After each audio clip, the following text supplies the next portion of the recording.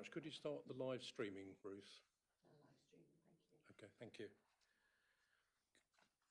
Good morning, everybody, and welcome to the meeting, March the 6th meeting of the Overview and Scrutiny Commission, 6th of March 2025. It's now just on 10 o'clock, so we will get started with today's meeting, and we're going to go straight to item 1. And item 1 is the minutes of the meeting held on the 30th of January 2025, which I hope all members have read, and just ask if members are happy to agree the minutes of the meeting of the 30th of January 2023. Thank you very much. I've already signed the minutes, thank you very much. Can I just ask what apologies we have had for absence, Ruth, and if you could also advise of substitutes. Thank you. Thank you, Chairman, of course. Apologies from Councillor Nunn and Councillor Wickerson, and we have Councillor Bambridge here as substitute for Councillor Nunn, Councillor Attawell here as substitute for Councillor Wickerson. Thank you.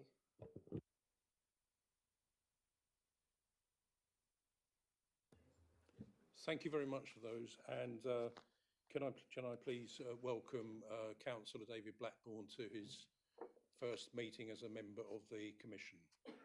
Thank you for coming along, and thank all other members for attending.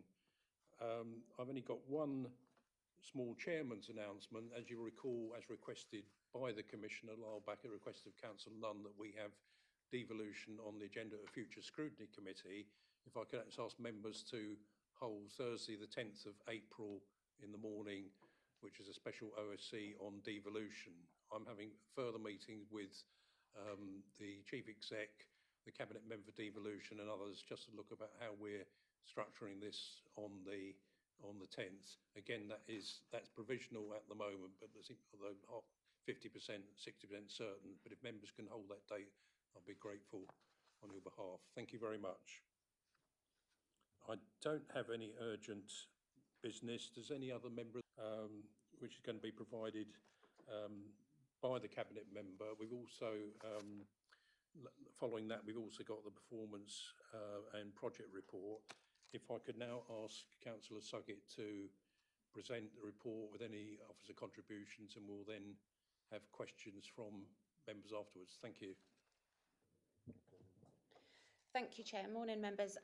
Thank you for asking us back. We were last here, but it feels like ages ago, or a while back, but actually it was May last year, and a huge amount has happened, I think, in the world of planning since May last year. We've circulated some slides which you should have had a chance to have had a look at beforehand, but Simon will go through the slides with you in just a couple of seconds. But obviously there's been things around government changes in some of the planning consultation, some of the planning reform stuff. The team have obviously transitioned and are now in-house.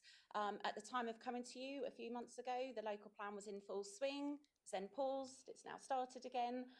So I think these slides do slightly underplay some of what's been going on within Simon's team. But if you're ready, Simon. I think I probably... Yeah, I will pass over to Simon, who will go through the slides, what have been sent out. And yeah, we'll be happy to take any questions at the end. Thank you.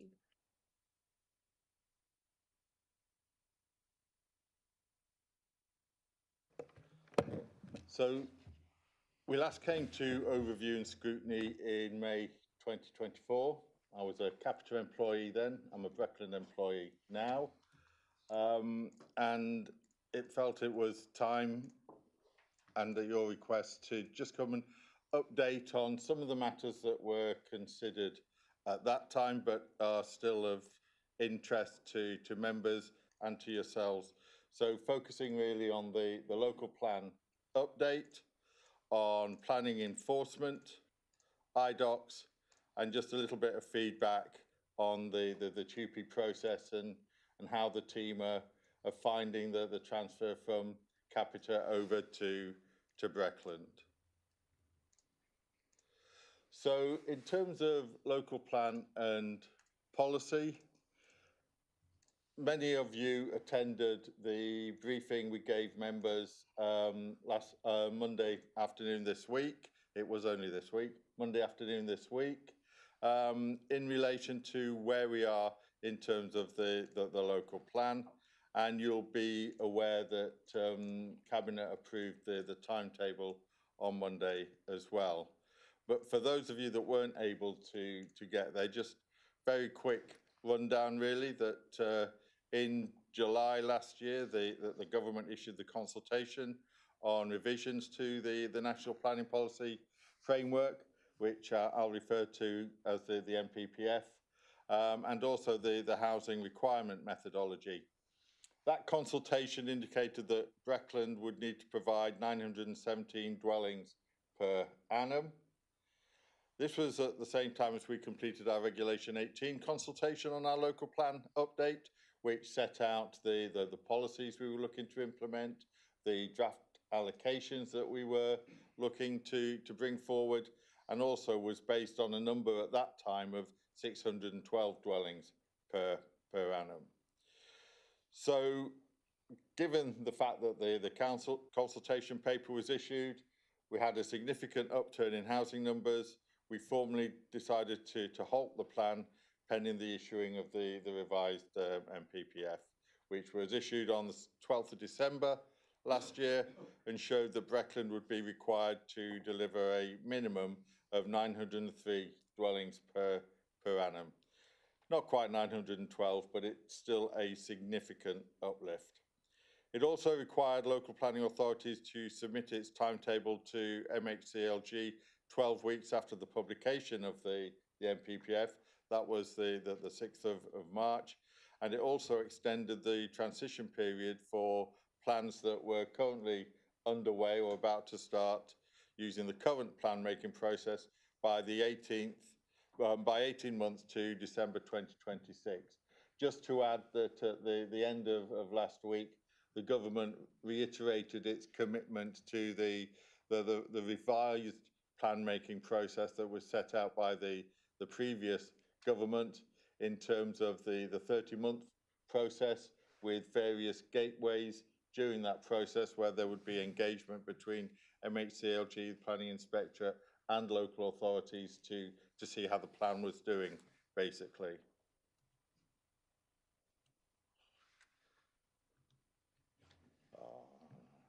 There we go. So we approved the timetable at Cabinet on the 3rd of March. This enables us to submit it to MHCLG on time. There is also the possibility of releasing some funding to support the process. Funding was previously given by government to councils that had reached Regulation 19. I know there was a lot of feedback to them from councils, including ourselves, to say that this seemed a bit unfair given where we were in the process and the decisions we took to save money and to prevent us repeating work. So there is now the ability to get some funding to support plans that were at that Regulation 18 stage, as we were when we halted that plan.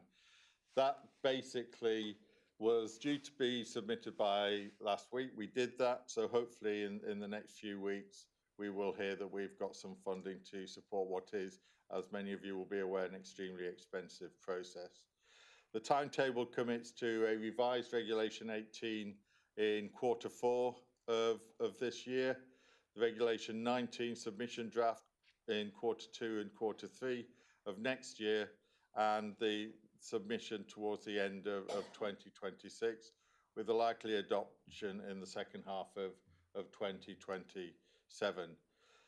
This is very dependent on us being able to resource this, and we're seeking to get additional resources in place as we speak, and the additional funding, if we get it, will help with this. But the funding is there for us to be able to extend the team to deliver this key document. As I said, members provided with a briefing on Monday following that Cabinet decision. Our aim, as it is always, is to work with communities and with members to deliver the best plan possible. The tight timetable means that we're probably going to have to do this more in advance of those formal consultation periods and try and do as much as of that upfront as we can. And we are looking to engage with groups of parish councils to work with them to discuss the numbers that need to be delivered within our rural areas and the best way in which we can do that. And that should be done hopefully in the next sort of 6 to 8 weeks in advance of the Reg 18. We will be going out to another call for sites, and there will be a report at Cabinet on the 24th of March to enable us to do that. I don't know, Chairman, if you want questions topic by topic or just save them all up to the end. Having seen the presentation, we're covering 4 areas there, one of which is obviously coming back as members requested around looking at, you know, the benefits, how things are working out in-house. The local plan is of particular concern. I'm happy that certain, particularly on this particular item as such, which is quite detailed, had a lot to take in, that while we don't lose our thread, I'm very happy for if Commission members wish to ask questions now, so we can capture that and deal with that. And it may also be that, obviously, whilst we hope that members will stay for the whole of the session, it might be, you know, if we can dispose of some of those areas, that would be the best. So if that's okay, if that's okay with members. Yep. So I'll take, first of all, I've seen Fabian's hand up and then Roger first of all. So over to you, Fabian. Thank you. Thank you. Thank you for the reports. Very informative. I've got several questions but on different areas, but just if I can focus on planning in force, the local plan. An area of concern to me within my area and the adjacent areas is we have a lot of triple SSI and the stone curlew zones. So for one example, I know of someone that had should we say, a traditional Norfolk barn within what I would consider the curtilage of their existing farmhouse. And it was extremely difficult for them to get conversion to convert that into a dwelling, even though there was a building there. I could understand it if they were putting into a paddock. And I just wondered how you're going to achieve those targets when there are other areas as mine that you're going to be constrained by Natural England. I know they've got their local nature recovery strategy, which has a different item. So obviously, how are you going to deal with it in my area? But to take it in some of the other members on the commission, to look at Roger, because I know it's wanting more in housing, are we then going to put more pressure and they're going to expect to have more houses because you can't develop within, shall we say, that central area of the Brecks? And, you know, obviously it has a wider impact on my villages because there's no sustainable growth, even if they want, and that most of them would like to see a few new houses. So I just wondered, that's a major challenge for you, and I just wondered how you expect to deal with it. Sorry. You're quite right, Councillor. It is a major challenge, and as a district, we have constraints such as the SPA, the stone curlews areas. We have other constraints such as the fact that a lot of the central part of the district is covered by the Ministry of Defence, for example, to the north of Thetford and around there. And we also have issues around nutrient neutrality as well, though those are slowly starting to ease in terms of our ability to mitigate. Our ability to mitigate this number of houses, though, along with our colleagues in other districts, is still something that we need to be confident of doing. We will need to be working closely with Natural England in delivering this number of houses. Just to sort of advise, if we look at the plan period that we're proposing, the 18 years, then essentially that uplift means that we have to find space for another best part of 4,500 houses. So it is a challenge with the constraints we've got. I have no easy answer for you at the moment. Those discussions with Natural England will be crucial. We will have to do habitats regulations assessments to make sure that we're meeting the habitat regulations. We will have to do sustainability appraisals, but yeah, it is going to be a big challenge.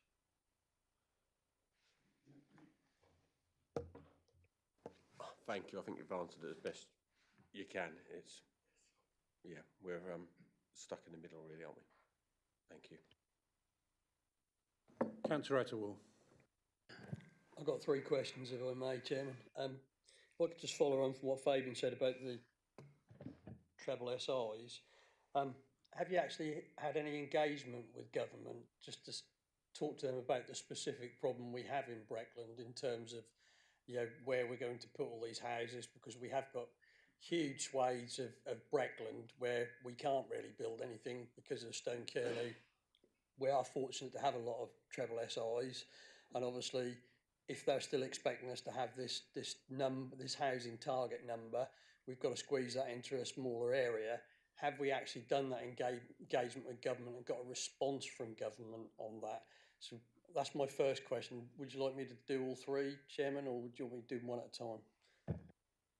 Well, I'm happy to you to sort of do your 3 and have those dealt with, so we've got that captured rather than going sort of backwards and forwards to keep the flow of the meeting, but then we'll be going back again.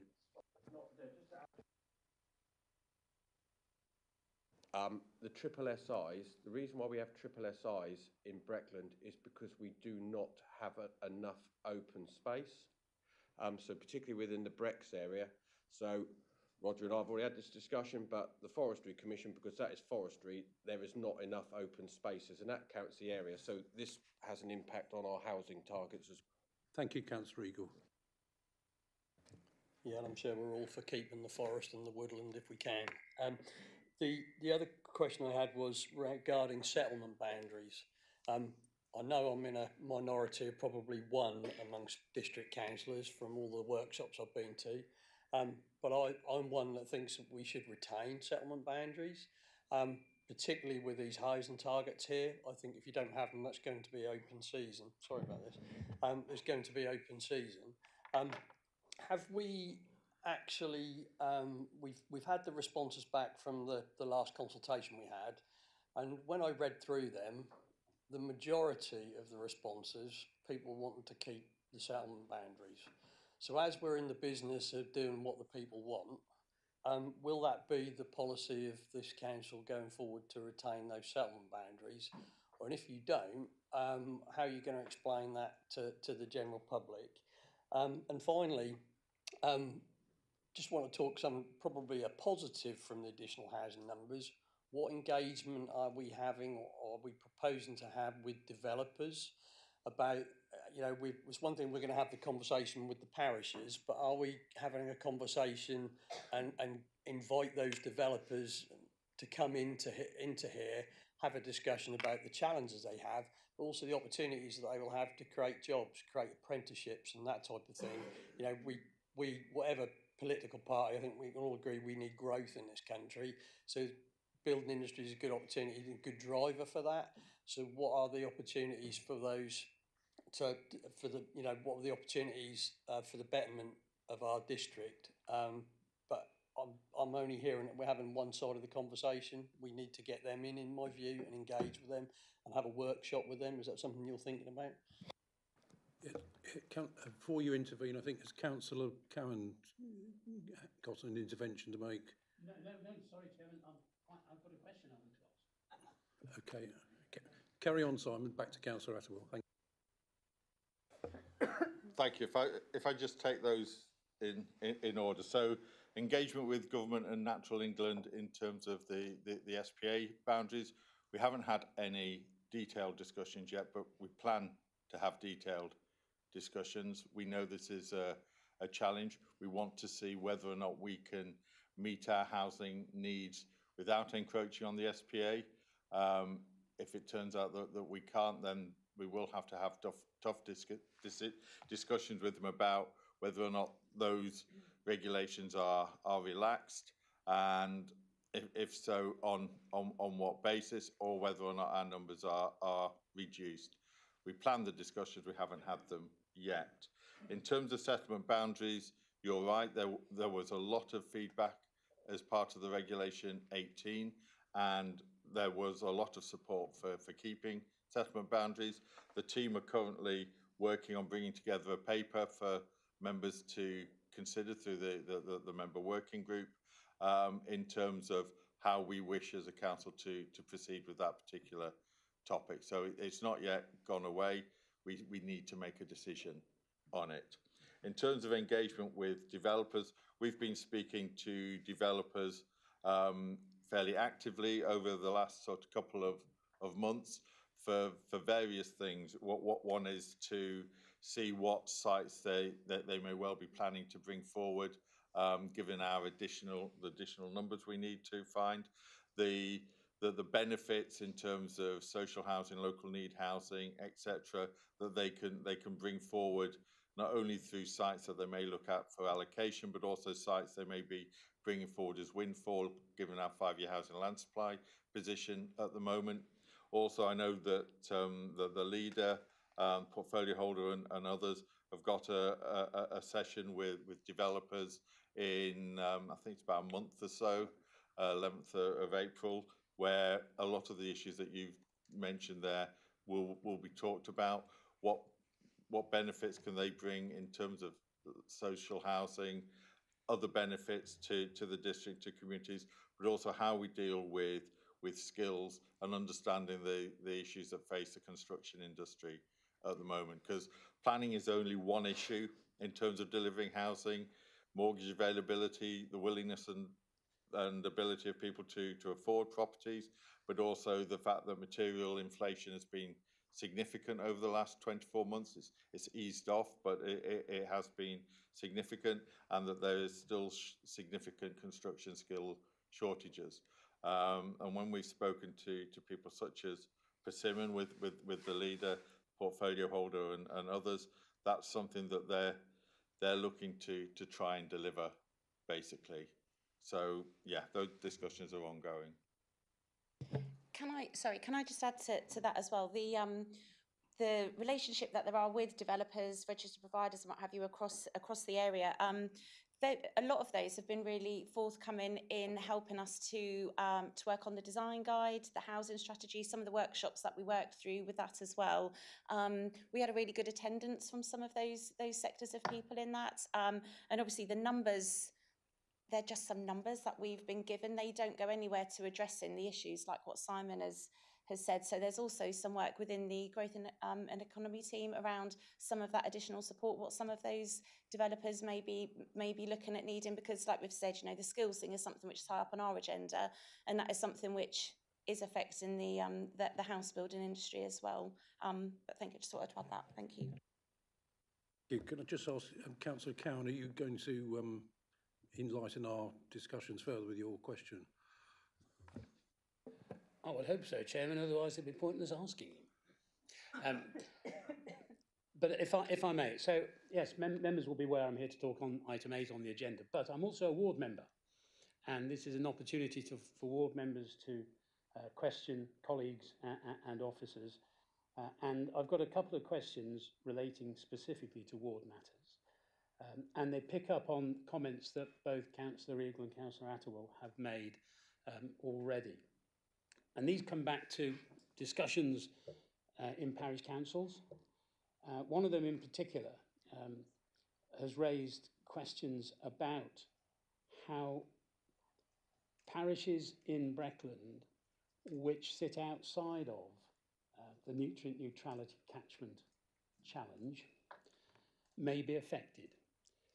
And I appreciate that all the comments that have been made about availability of manpower, building costs and so on, and the fact that there is a solution in train relating to dealing with nutrient neutrality mitigation. But for those parts of the district where it isn't an issue, the cost of development is significantly less.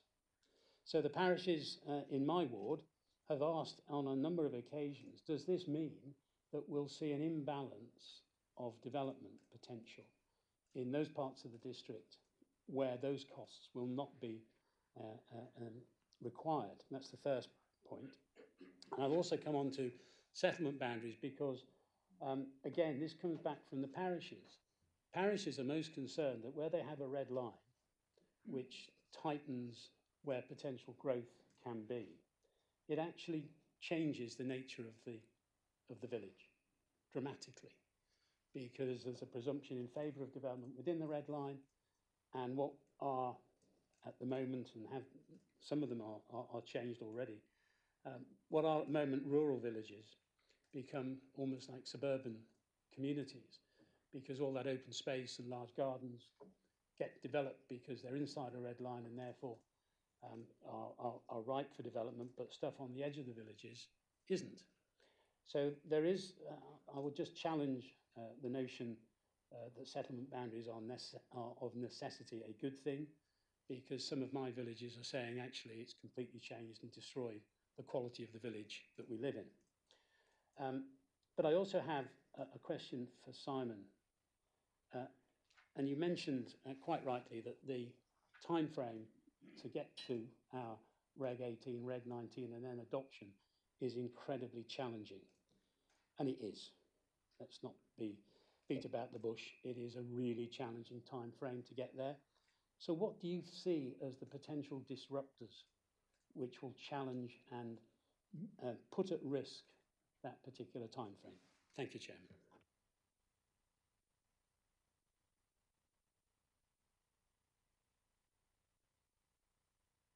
Thank you, Joan. Just dealing with those again in order.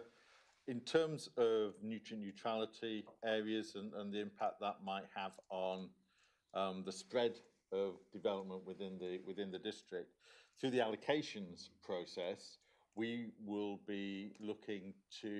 have to have regard to the ability to mitigate nutrient neutrality at this moment in time.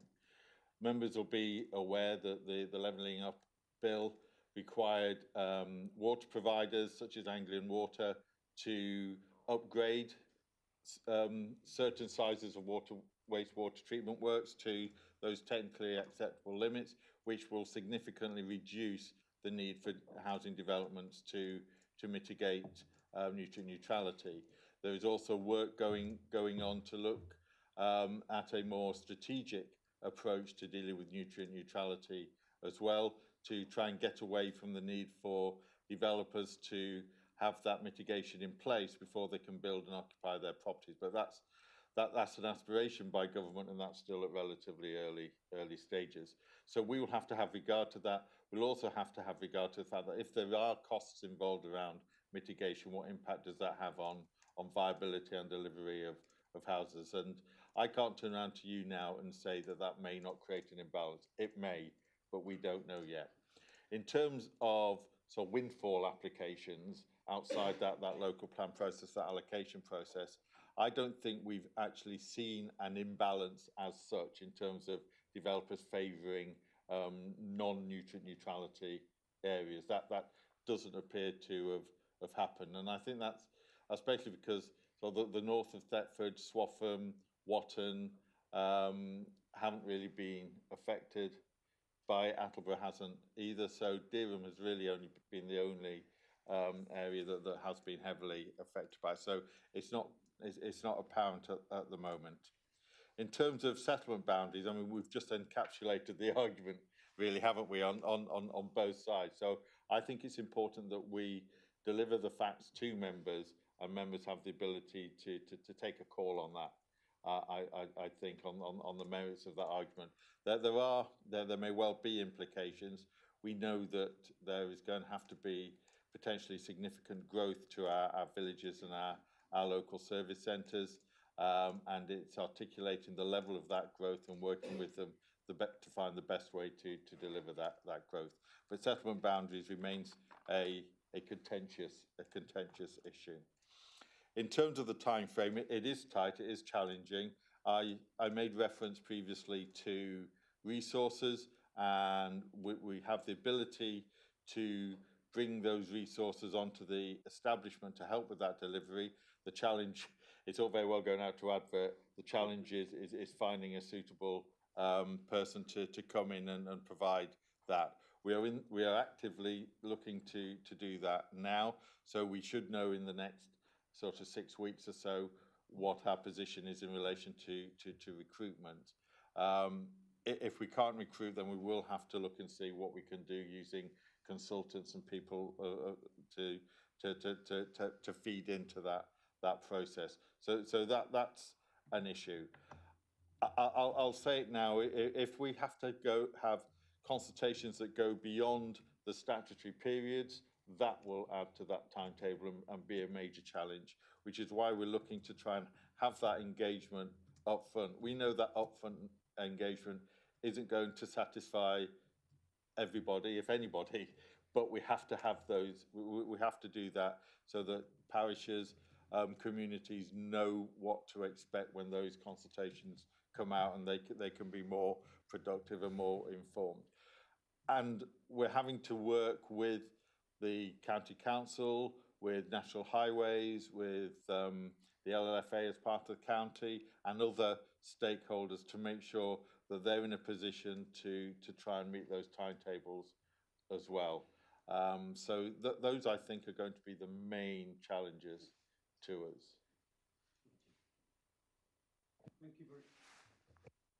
Thank you very much, Simon. I'm going back to Councillor Attawell for his third question. We can come back again, Roger, after later. That's your third question. And I want to go then to Peter Wilkinson and then Gordon Bambridge. Roger. Yeah, if I could just come back on the settlement boundaries.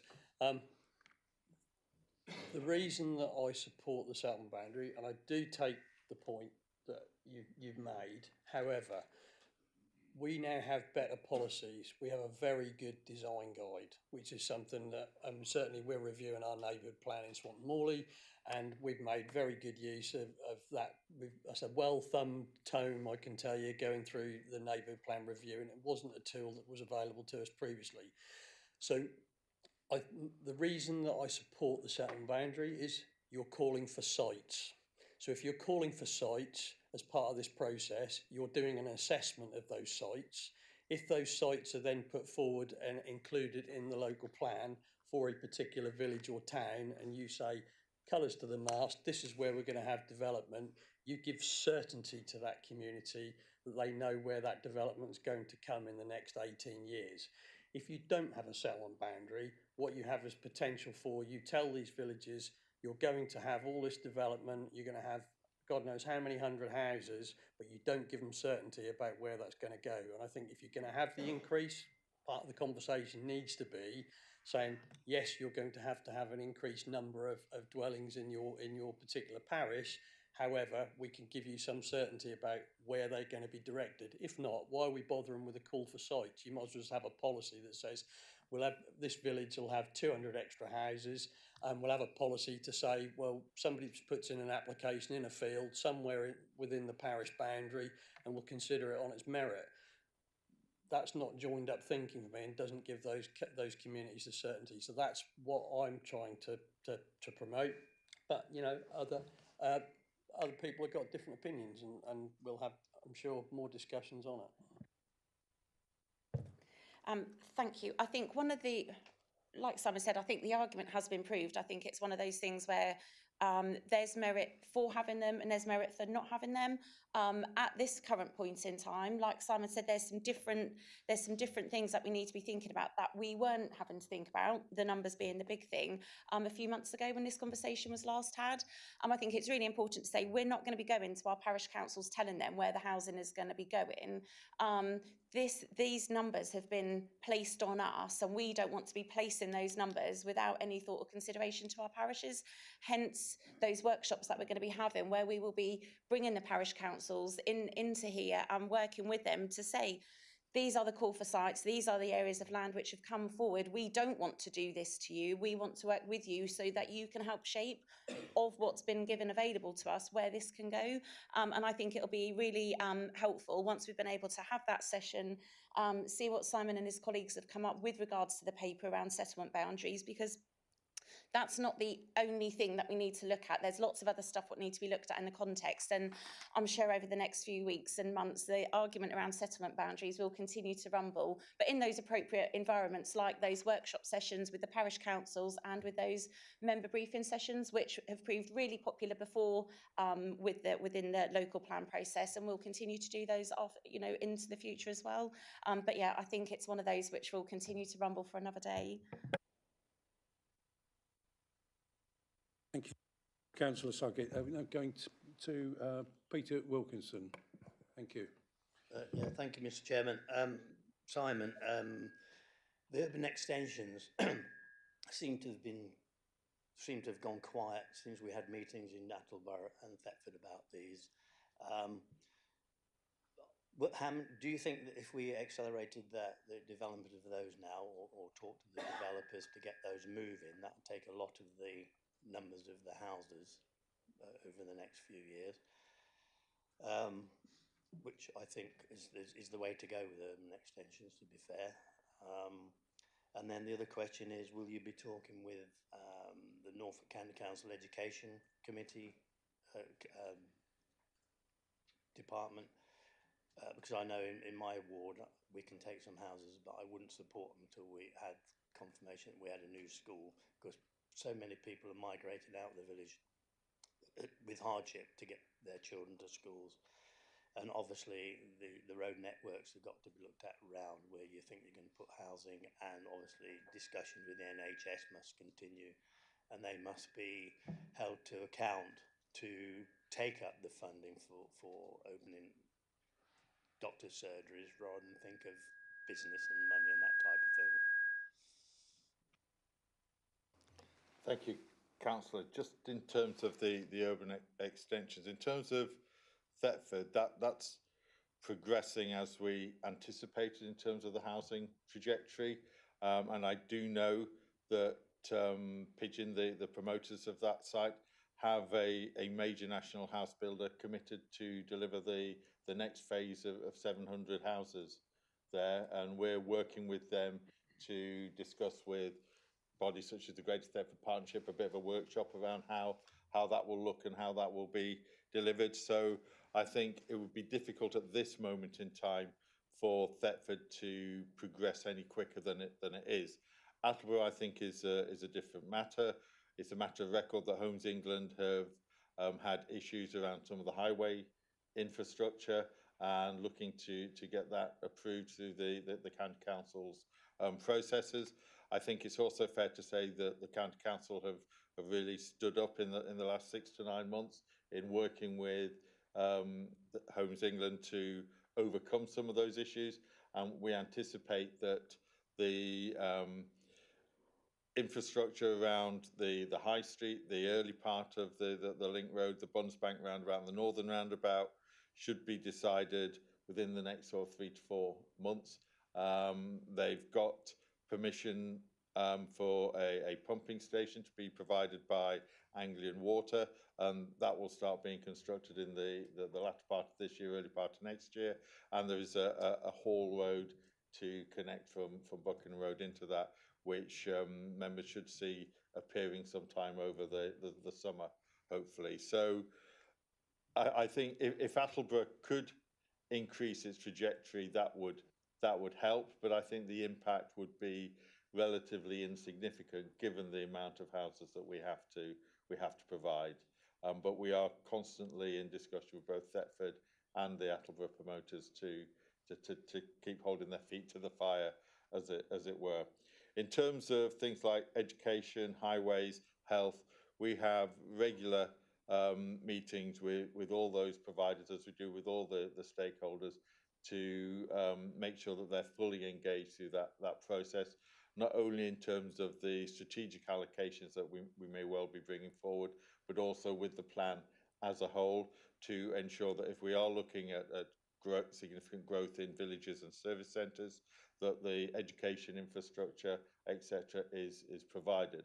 There's also discussions that's been had with the member working group around how we look at villages that have primary schools to try and ensure that we can make sure that they retain their viability, do we prioritise villages with primary schools? Do we look at clustering villages together so that there's a feed into those primary schools? All those debates are taking place at the moment to try and safeguard that education provision in a background where there are falling school rolls at the moment, so which makes it more challenging and more important, I think, to keep those rural primary schools viable.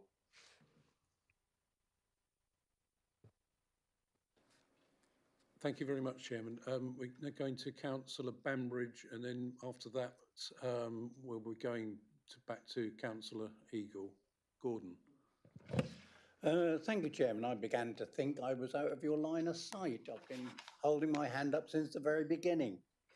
I find myself actually in great sympathy with Councillor Ratterwill on his comments on parish boundaries and the uses of them from both points of view, and I entirely agree with that. I think that's something that we should pay close attention to if and when we retain parish boundaries, and I think in some parishes we certainly should, and in others they're probably best done away with. I think I raised most of my concerns on the two meetings on Monday, and I'm glad that you've taken notice of them, and thank you very much for the actions since then. But I've also had a number of complaints from parish councils and from what I'll call serial commentators on Breckland's planning, who come to me from time to time, and they both relate directly to what you said in your presentation, which is why I'm raising them here. One is the IDOC system.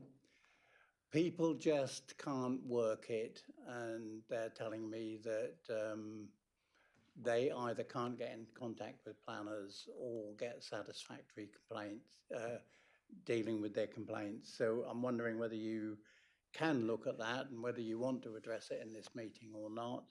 And the other thing you have partly dealt with, and that was how do you find the resource to do the work in the light of LGR? Can I just say thank you for the question, Gordon. What I was hoping for, the way we're structuring this, following the flow of the presentation, is that we're doing it in the order of the presentation of the question. So we're capturing the questions in each section rather than having sort of dot around. That's not to dismiss your question, which I'm happy for Simon to answer, but I'm proposing that we're going through this. So we're focusing on planning policy, and then we're going to be going through enforcement, IDOCs, and then the TUPE, that sort of logical order. And obviously, as we go through it, the more complex ones we've started off with. Sorry, Chairman, my question was directly related to the presentation that had been made in his first section. Thank you very much. Thank you. We've got IDOCs to come, Gordon. This is the starter. We've still, so IDOCs was in the start, in the things that we're going to be speaking about. So we're on local plan. We're then going to do enforcement. We've got IDOCs, and we've then got the piece around the transition of staff in place. So IDOCs is to come. We haven't avoided it, I promise. Councillor Eagle, and then after Councillor Eagle will be Councillor Turner. Thank you. Thank you. Still on the local plan, but just 3 points. And I'm sitting on the fence between the settlement boundaries. I prefer to sit on a hedge, but how do we actually do? Because I know several areas in mine that where it is, we would perhaps the village and other people would consider the ideal place. The landowner isn't forthcoming, isn't interested in development. And actually a couple other farmyards near enough in the middle of the village, still not interested. So how are we going to overcome that problem where we could have potentially the only person coming forward with a site you perhaps don't like as the planning authority, and it's not your preference, the rest of the village doesn't like. So how are we going to deal with that and actually try and encourage those landowners with sites that you as us as the planning authority and the village would like, to give them some encouragement? The other point I'm just concerned about is obviously this is an enormous increase on the housing coming into Breckland. I just wondered, has there been any indication from the government that they're going to fund more infrastructural support, or has that all got to come out of the developer? such as preparing for roads, infrastructure, national health and school contributions. And whether I've misread something wrong, DEFRA announced that the Shared Rural Prosperity Fund, they announced 2 days ago, that money is continuing coming through, but they said they would be providing a fund for rural housing enablers to make sure that there is low-cost housing available in rural areas. And again, if I've read that right, there should be 5 million available for that, because obviously we do have a lot of people with low incomes, naturally in Breckland, but they do live in the rural villages. Some of them, they want to continue the children, and I just wanted the opportunity, but I might be ahead of the game on that point. Sorry, I hope you've caught all those 3. I'll box off some of those, and then Simon, you'll have to come in with some technical bits and pieces. But so the officers are doing the best what they can within the rules, what we're allowed to do with going out and getting landowners to come forward and put land forward. Obviously, the call for sites will go out again. The call for sites has already shown some willingness there, but you're right, there will be some gaps in some spaces. There are some people who already, the officers they deal with, we speak to on a regular occasion, and we need to try and have as most proactive conversations as what we can with some of those landowners to make sure that we do have some of the land coming forward in the right places. Where that land has come forward, what we hope to get out of the workshops we're having with the parish councils when they come in is that willingness to we're going to have to negotiate. We're going to have to compromise a little bit. We will be struck round the policies and the policies what we have in place. We don't want to be hindered by them. We need them to try and be as flexible as possible. But it's not going to be because we need to get that, we're going to ride roughshod over everything. We need to find that, strike that right balance around all of this. And with regards to the DEFRA funding, I think we've got a really good track record within various departments of the council at knowing when some of these pots of money are becoming available, supplying for them, thinking about outside the box sometimes to make sure that we in Breckland get our fair share of what's often distributed around other areas of the country. And I think we've got to, I think Simon said earlier on, planning isn't the be-all and end-all at all of this. So as much as where some of this sits within planning, this bit is really specific to the local plan piece. If some of this doesn't fit neatly within the local plan parameters, which I'm not sure it would, but there's other areas of the council which will pick this up. There's the work going on still within the housing strategy and the delivering of the priorities within the housing strategy, which I haven't read. You're way ahead of everything, Fabian, but I haven't read this particular pot, but it sounds like it's something which would fit within some of the works within that housing strategy. So it won't be missed, it will be picked up, but it may not necessarily fit neatly within this local plan process. I don't know if I've missed anything. No, I don't think so. Just to add, we have been talking to landowners and to some parishes about where they think is the right place for growth within their villages. It is always challenging to get that meeting of parishes and communities suggesting land A and developers coming in with land B. It is always a challenge. And if we end up with a significant issue, we're happy to try and talk to landowners, but we can't force landowners really to bring their sites forward. In terms of infrastructure funding, we're not aware of any infrastructure funding that's going to come forward and help us deliver our local plan. It will have to be self-sustaining, and we will have to make sure that it's a viable and deliverable plan when we present it to an examiner. Just in terms of rural housing enabling, I know myself and my colleagues in my team and in the housing team, we are talking to registered providers and to landowners as to how we can utilise the funding that's available, how we can tie in with the strategic housing strategy that Councillor Sugget mentioned to deliver the right housing in the right place for local needs, and how that will tie into the local plan, as well as potentially sitting outside that as well. Thank you. Do you want to come back on that? I was only going to say, I was quickly? only ahead of everything because I was reading it was interested on something else, and then that came in the paragraph at the bottom. So that was a purely accidental.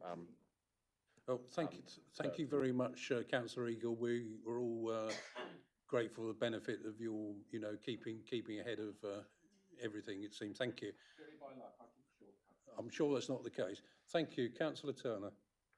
Thank you, Chairman. My question follows on from Fabian's, really. And I wasn't going to get parochial, but other members have, so I will. So in Shipdham, I have a site sitting there for 102 affordable homes. That's only a tiny pipsqueak bit of the 5 million we need, but it's a start, which we fought long and hard to get that special designation in Shipdham, and the site is sitting there empty. They built 8 units and then had to stop because of nutrient neutrality. So the scepticism from the village is, and Shipdham's a village unusually that welcomes growth in the right place for the right reason. So this site is an absolute example of doing that, and it's sitting there empty, and the sceptical few, several, are saying, how can you build more houses when you can't even get these done? So my question is,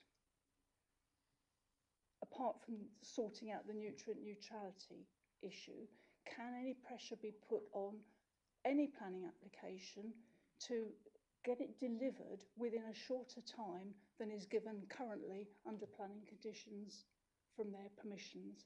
Because we know historically people have put foundations in donkeys years ago and they sit there doing nothing.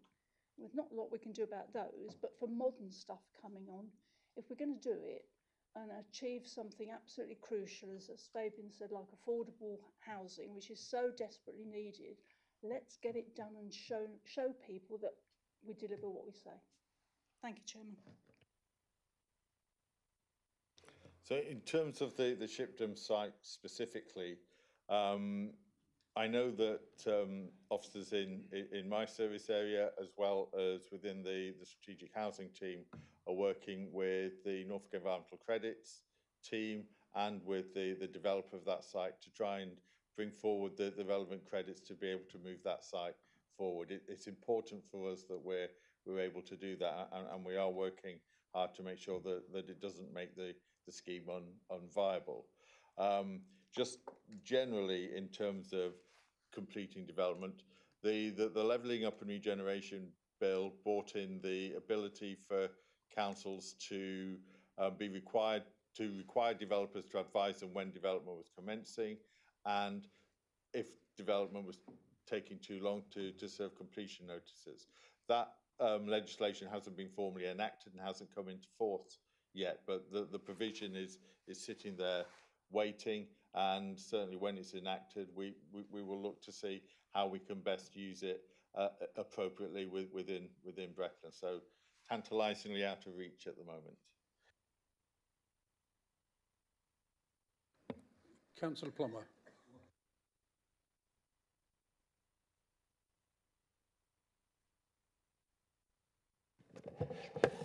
Oh, thank you. Thank you, Mr. Chairman. I think we're all getting a little lost here. We've got a different government who's going to impose this planning on us. It's all right to say, well, as a planning authority, we'll refuse all these houses being built. But the way I see it, these are going to go to appeal, and I can't see this government turning any of them down. The other thing I was going to say, I agree with the boundaries, but I might be wrong, Simon, but if a developer comes against the boundary, that looks okay for planning, or that's got a better idea for planning. I think we've all got to look at this planning completely different. We mustn't think about the old way we've done planning anymore. We've got to think of what this government is trying to put on to us.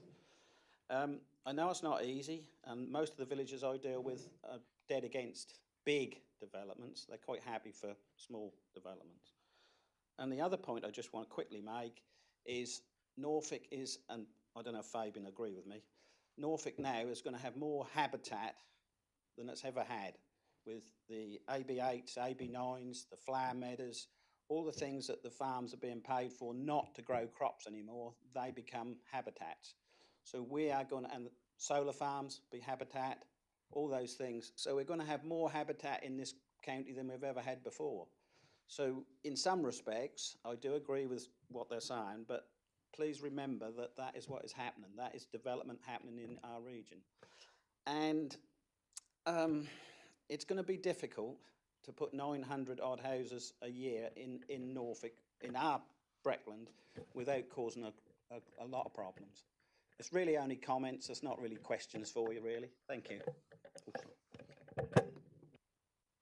Just, I know they're not questions as such, but just to come back, I think we're not sitting here saying that we're going to be refusing numbers or refusing applications because the numbers are just a bit too high. We need the houses. I think, you know, this is one of those examples where we're talking about the local plan, but that's one document that we need to use as a council. There's multiple other documents, issues and stuff, what we need to try and figure out and address. Appreciate the stretch of land use, biodiversity stuff, habitats, food security, us developing houses, etc., etc. But for us, just with Breckland, we've also got to think that we've got about 1,400 people on our housing register. We've got over 100 people in temporary accommodation.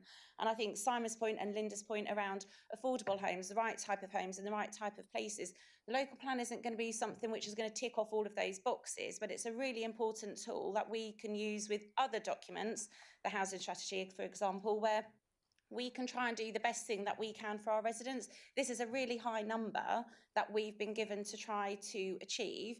But like we've said earlier, it doesn't go anywhere to boxing off some of the issues as to why some of those applications can't progress, what have already been given permission, or why in some areas we're unable to build houses. So I think you're right, we do need to be thinking about housing in a different way, because what we're not particularly perhaps very good at is explaining why we need the houses. It doesn't matter whether it's 903 or 600 and something, we need houses for our residents to live in, and that's the bit what we, I think, need to start thinking about doing a little bit differently and making sure that we communicate that message a bit better than what we currently do. Thank you, Chair.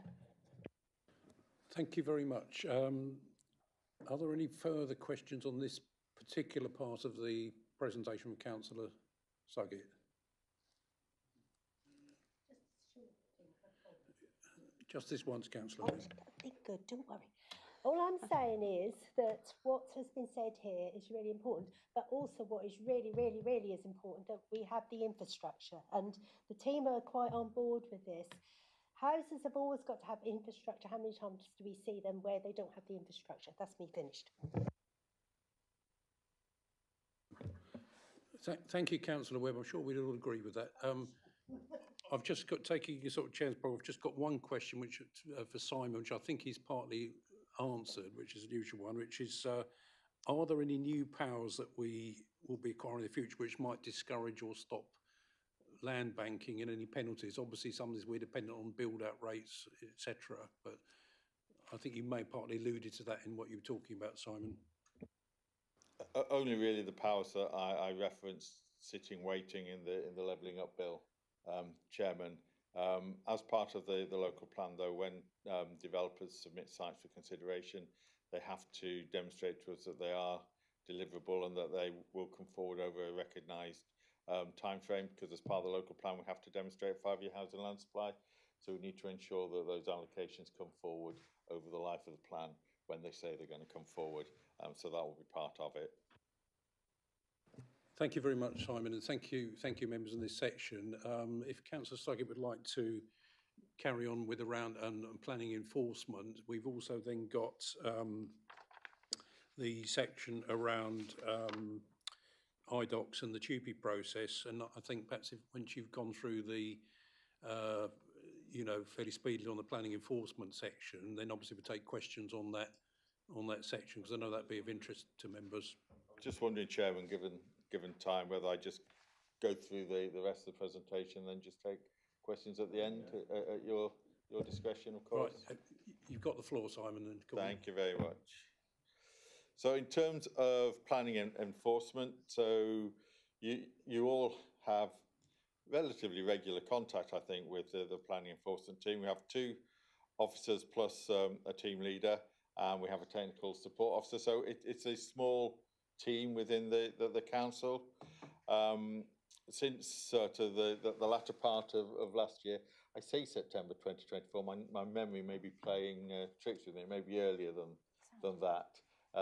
But anyway, a good 6 months plus, we've had support from a newly appointed principal planning solicitor, Nick Fonseca, who you will all be aware of, who has added significant value to the work of the enforcement team. She's been able to help draft planning contravention notices, enforcement notices, and give that day-to-day advice. And we've been able to be more proactive and more efficient without looking over our shoulders and worrying about what the legal bill will be. Nikki has added great value, not only to enforcement, but to development management as well. We have to remember this is a small team. It covers the 500 square miles of the whole of Breckland, and it currently has a caseload of around 119 live investigations of varying weight and priority. So we currently have live investigations in relation to caravans on site, potential gypsy and traveller sites, right down to fences, etc. I think it's also worth mentioning that the team supports other teams across the council, such as housing and environmental health. Housing in particular rely on the experience of the enforcement team in site visits, investigation techniques, etc., which, given their background and their skill sets, they're more than happy to impart and assist on, but that all obviously takes time. So just sort of cutting to the chase, one of the main issues at present for members and for members of the public is that relating to the visual appearance of buildings and land, and references made to notices under section 215 of the Planning Act, which enables councils to require land to be tidied up when its condition adversely affects the amenity of the area. So that notice is served on the landowner and has to set out clearly what steps and actions the landowner has to do to remedy the issues on the land or on the building. The use is discretionary, as are all enforcement powers, and it's up to the council to decide whether a notice is appropriate, having regards to the particular circumstances of the case. Untidy land and buildings is often very, very difficult. Land and buildings can become untidy for a number of reasons. One may well be that the site is empty, no longer habited, no longer used, and in many instances it can be difficult to trace the owners of that land and those buildings. We also have regular issues where the owners or residents of property and land are vulnerable, and we need to try and work with them to remedy the breach on an informal basis, rather than use the big stick and potential prosecution, etc. The other issue with the section 215 is that once it's complied with, it's closed, and if the issue arises again, we have to effectively restart. We can prosecute, we can enter the land and carry out the work ourselves and reclaim the money by putting a charge on the land, but some of this work can be extremely expensive, and there is a financial risk to the council in doing that. Using the Akash as an example, it's in the public domain. We did serve a section 215 on the Akash. In order to comply with the steps relating to the appearance of the building would have cost nearly £100,000. That's a significant amount of money. The council took the view that it was more important to make sure that the building was structurally safe and wasn't causing issues of water ingress, etc., to neighbouring properties, and we have done that and used our powers to do that. We can again prosecute the property or landowner to seek compliance through the magistrates' court. That doesn't by itself get the land tidied, it just puts further pressure onto the landowner to ensure that work is carried out, and it would be an ongoing offence if they choose not to do it. Listed buildings and enforcement is also an area of interest at present. Where works are carried out without the relevant listed building consent, we can issue listed building enforcement notices, and we can serve repair notices in relation to works urgently necessary for the preservation of a listed building. But again, this relates to its structural condition, ensuring it's watertight and secure, and that it remains a viable building. It's often more effective to use powers under the Building Act, as we did with the Akash. We also used building control to ensure that the Hammonds building in Swaffham was kept watertight, and the entry into it was prevented as well. So where we can, we do use those powers. We have a sign in Dereham Town Centre which is unauthorised, and we are working with the landowner to make sure that that is removed, and that should take place next week. We did a similar exercise in Swaffham just a few weeks ago, which became really confrontational, and eventually the police had to be involved. But we do, where we can, seek to remedy these breaches as quickly as possible. We are also prosecuting a property owner in Dereham, because they've put plastic windows into a listed building. So where these things are brought to our attention, we do use the powers we have to try and remedy them. The process are resource heavy. Officers try and negotiate a solution. We need to manage expectations. And I think both myself and Councillor Suggett met with the Town Council and others, and made the point that town councils, parish councils, local residents also have a role to play in working and speaking to people and to property owners to make sure that properties are of the best appearance and have the least impact on an area. Coming to IDOCs, so one of the questions often asked is, why did you change the system? I often ask it myself of an evening. But the previous Acela system was operated by a small number of councils and supported by a small company with a handful of employers. The system was about to become unsupported, which would have presented a significant risk to the council and the council's IT functions. We can't have an unsupported system, both in terms of ensuring that the back office system maintains its functionality, but also security as well. So it was key that we had to change the system. We went through a procurement exercise and appointed IDOCs. IDOCs are the country's leading provider of planning software. They have about 60 to 65% of councils working with them, and they're gaining more all the time as councils come across the same issues we had with Acela. I know there is another Norfolk district at the moment that is in a very similar position, used Acela, now has to change it because the owner of that company has now retired.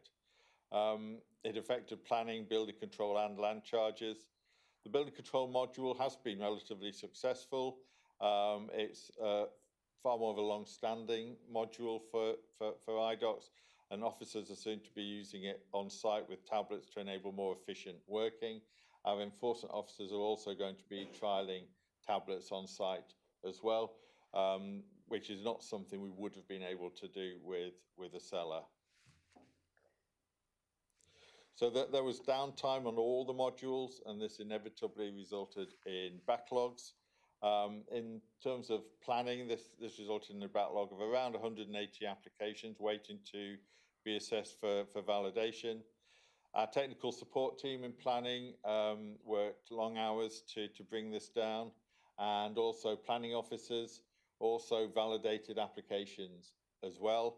I think that was a big learning curve for a lot of them, but they did. The whole team mucked in, and I think it's to their credit that they worked together to bring this down, with the result that we have very few complaints around applications waiting to be validated.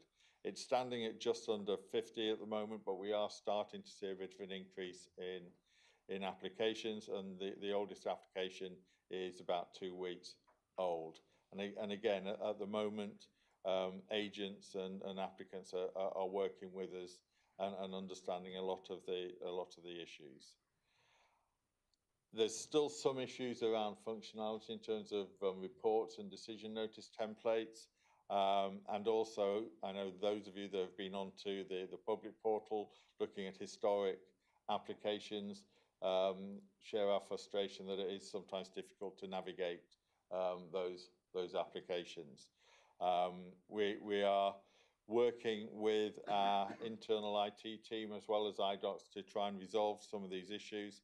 I think the way that the historic applications are set out is going to be something that is very challenging for us to do. There are some things that IDOCS can't do that a seller could, and unfortunately the hard copy weekly list is one of those, Chairman. It is not possible to produce a hard copy weekly list. We have tried to send instructions out to members on a couple of occasions and to parishes. We're happy to work with members and parishes where we can, but again, time is difficult. Resources are tight in that. We have the councillor enquiry inbox, which we can circulate the email address for that if members aren't aware of it, and would invite members if they have specific issues that are IDOCS related to maybe contact us through that medium as well. Land charges has certainly been in the news and in the social media spotlight in the last few weeks. It's experiencing delays following the installation of the software. Since the live date, which was the 9th of December, we've issued 366 searches as of the 27th of February. On 17th of February, that number stood at 264. So in those sort of last couple of weeks, we've issued 102 searches. So the trajectory of delivery is rising. As well as the backlog, the government's introducing changes to stamp duty on the 1st of April this year. And that's resulted in an increase of 40% over this time last year. I know that in March last year, we had 264 search requests. In the first 3 working days of March, we've had 87 requests. So I think that gives you an indication of the impact that those changes to stamp duty are having. The land charges team is a small dedicated team that they're working long hours, they're working overtime to resolve this issue. We've brought in additional resource as well.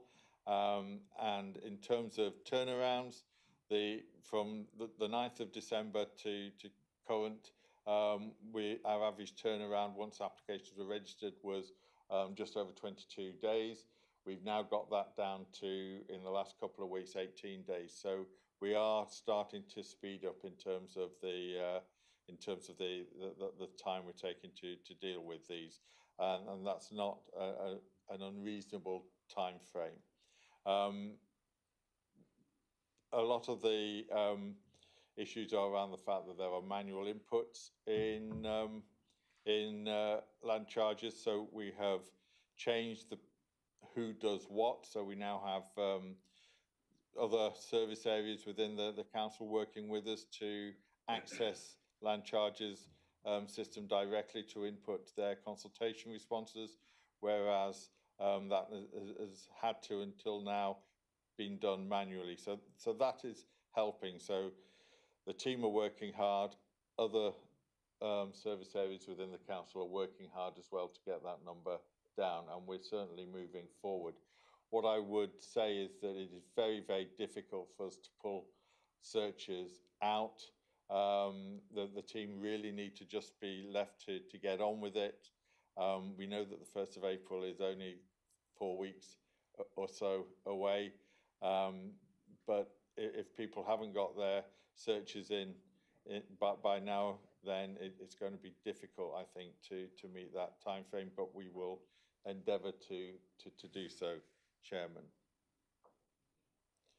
And finally, bringing the service in-house. Only a single slide on this, because I think if you take IDOCS out of the mix, I think everybody is very happy. I think morale is good. Officers are slowly getting used to the change in the planning back office system, but it has had its challenges. I think the reaction we've had from officers, both in in planning, planning enforcement, building control, and land searches, in trying to work with managers and resolve these issues and try and minimise the impact on communities is I think very commendable. And I think whilst they've always had that dedication, there's an ownership and a willingness to, and a desire to want to do well and to be as professional as they can. We brought over 52 officers on TUPE contracts. We do have some vacancies in terms of graduate planners, but we have advertised for a graduate DM planner, and we have had people apply, which is good. So hopefully we should be able to appoint from that. We are looking at increasing the policy resources, as I mentioned previously. Only one member of staff has left, and that was a member of staff who retired from the service. Sadly, she was in the land charges service, but yeah, it never rains. We've successfully promoted officers within the service, particularly in development management, where vacancies have arisen, and that has helped with retention. I don't like to really make a offer, but at the moment morale seems good, the mood is positive, and we've integrated well into Breckland. Officers are in the office regularly. They were before TUPE, but they continue to have a good presence in the office and mix well with their colleagues within the service. Any questions?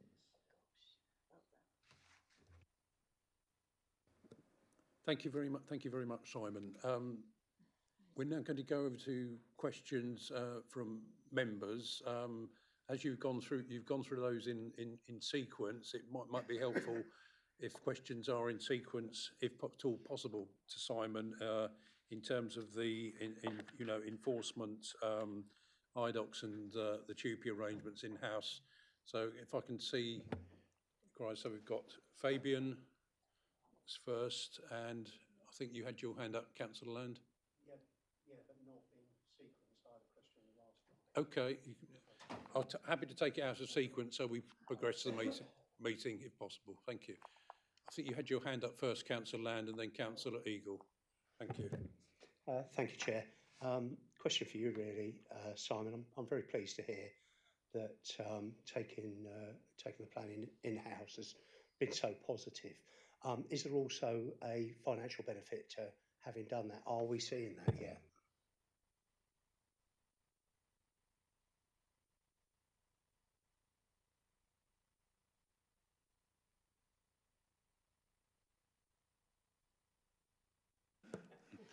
Yes, no, it's okay. Yes, there was a financial benefit. We'd set ourselves a target of £200,000 per annum to save as part of bringing back in house. We significantly overachieved in year one, as in hundreds of thousands of pounds overachieved due to some pension related matters. On an ongoing basis, we've overachieved. So we've brought in over £200,000 a year. So there was a cost saving from bringing it back in-house. There's further savings as we move forward and evolve. So the assumption was that we'd save 200 in the first year and 300 in the second year. So the balance for Simon and the team is, so on some of the graduate posts that he acknowledged earlier, is recruit to some but not all, and that helps us to make the future efficiency. But yes, achieved and well, overachieved the efficiency saving. Sir Eagle. Thank you again. I am actually on planning enforcement, and I appreciate the examples, but that does clarify some points. But principally for you, Sarah, the biggest complaint I get is they always feel, why do we have planning and then enforcement if nothing ever happens? I know some of those examples now have proved they have, but it does get people when we have other areas that we have enforcement on, fly tipping and that, and people seem to think that planning enforcement, when it comes to legal issues, comes way down the list of Breckland's priorities. So I did, first of all, wonder if we could actually have a list of our costs, so we have a cost comparison between the different areas that we do enforcement, so we can actually show to people this is where we actually spend our money on enforcement. That's all. I don't know how easy it is, Fabian, to get a list to compare the costs, but we will have a look and do our best to bring something forward. I do think that the planning enforcement team, they do get a bit of a bad rap, and maybe, potentially, this is a conversation for another day, but whether or not it should be called planning enforcement at all, because they do have different parameters, different toolbox, different things what they're looking at compared to some of the other enforcement officers around the council. The fly tipping officers, for example, they've got a really good track record. They could be really proactive. You can do your on-the-spot fines. You can. It's a lot more of a quicker process, and you can see something, identify it. The team can come out and actually they're there and they're on it. I think, like Simon alluded to, planning enforcement is much more long drawn out process. The tools what they have to their benefit are quite different to some of the other enforcement across the council.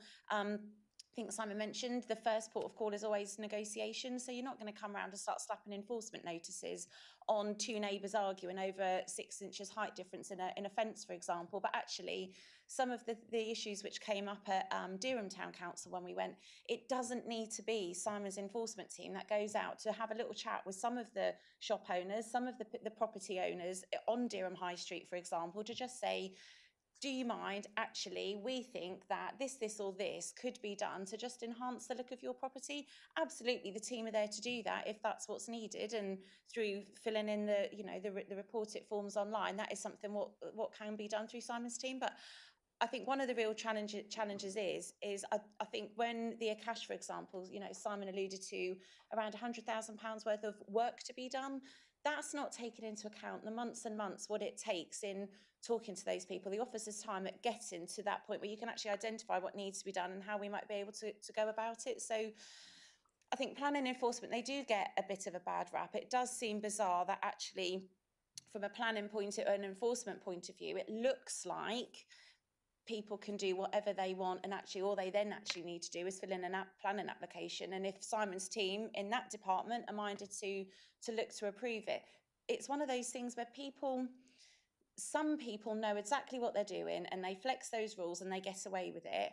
On the whole, a lot of people, they don't even know they're in breach of any planning, and a quick conversation and it's all resolved. It's some of those other applications where probably tensions are high, or notices where tensions are high, you've got a clash of characters there, and Simon's team come out and do the best they can with what they've got. So I do think they get a bad rap, and I think it's a bit unfair perhaps to directly compare them directly to some of the other enforcement bodies across the council.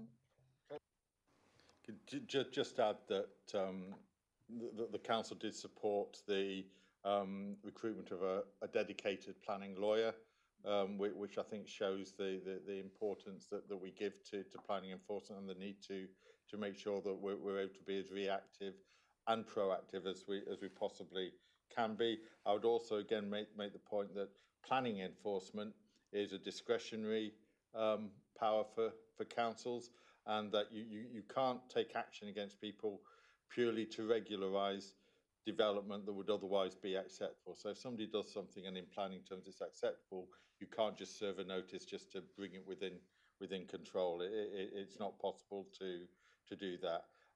So just to clarify those points, Chairman. And a further bit of nuancing there. Enforcement is the common word, but in planning terms, enforcement doesn't earn us any income. Planning applications, yeah, we get a fee for that. For land charges, we get a fee. For doing anything, most other things related to building control and planning services, we are able to charge and are required to charge a fee for the services. Regrettably, enforcement, we are not allowed to reclaim the costs of the enforcement action when someone's found to be in breach. We can't do it. So in financial terms, that's why I'm putting this point across. In financial terms, the council employs enforcement as a cost to the council, a cost to the ratepayer, where it cannot wash its face in monetary terms at all. And that's not because we choose not to make it wash its face, because we're not allowed to. I think that's correct, is it not, Simon? Okay. Thank you. Members, Councillor Eagle. Yeah, just to come back, thank you. So what, it wasn't principally there, it was a point like, I welcome the examples. So for example, not in my patch, but Swaffham, the old grammar school, you can see that as a constant complaint, but I don't think many people were aware, I certainly wasn't, you'd already taken some action about it.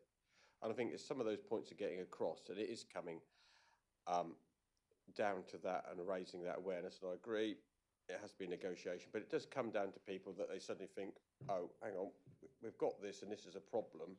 And whether it's because of the legal technicalities and that line of going through, but they do sometimes feel, well, why aren't you flexing your muscles? But then come back to Phil's point, the reason why we're here as an authority and why we charge council tax is to provide a service. So in that point, we choose to have different services, and I think many of the members here would appreciate that, and actually the residents themselves would appreciate that as a priority service to have enforcers. But I think we've just got to make sure there's more awareness of what is going on, because like I said, you know, it's not the on-spot fines if we go to pick on fly tipping or dropping, but it's there we see those successful prosecutions, and then someone says, oh, there's a persistent person doing something on planning, they know how to stretch the rules, and then there's nothing ever done, and inevitably it involves Simon having to come out in his time as well and explaining things. So I think it's just making sure that's more awareing, and I welcome the appointment of that solicitor.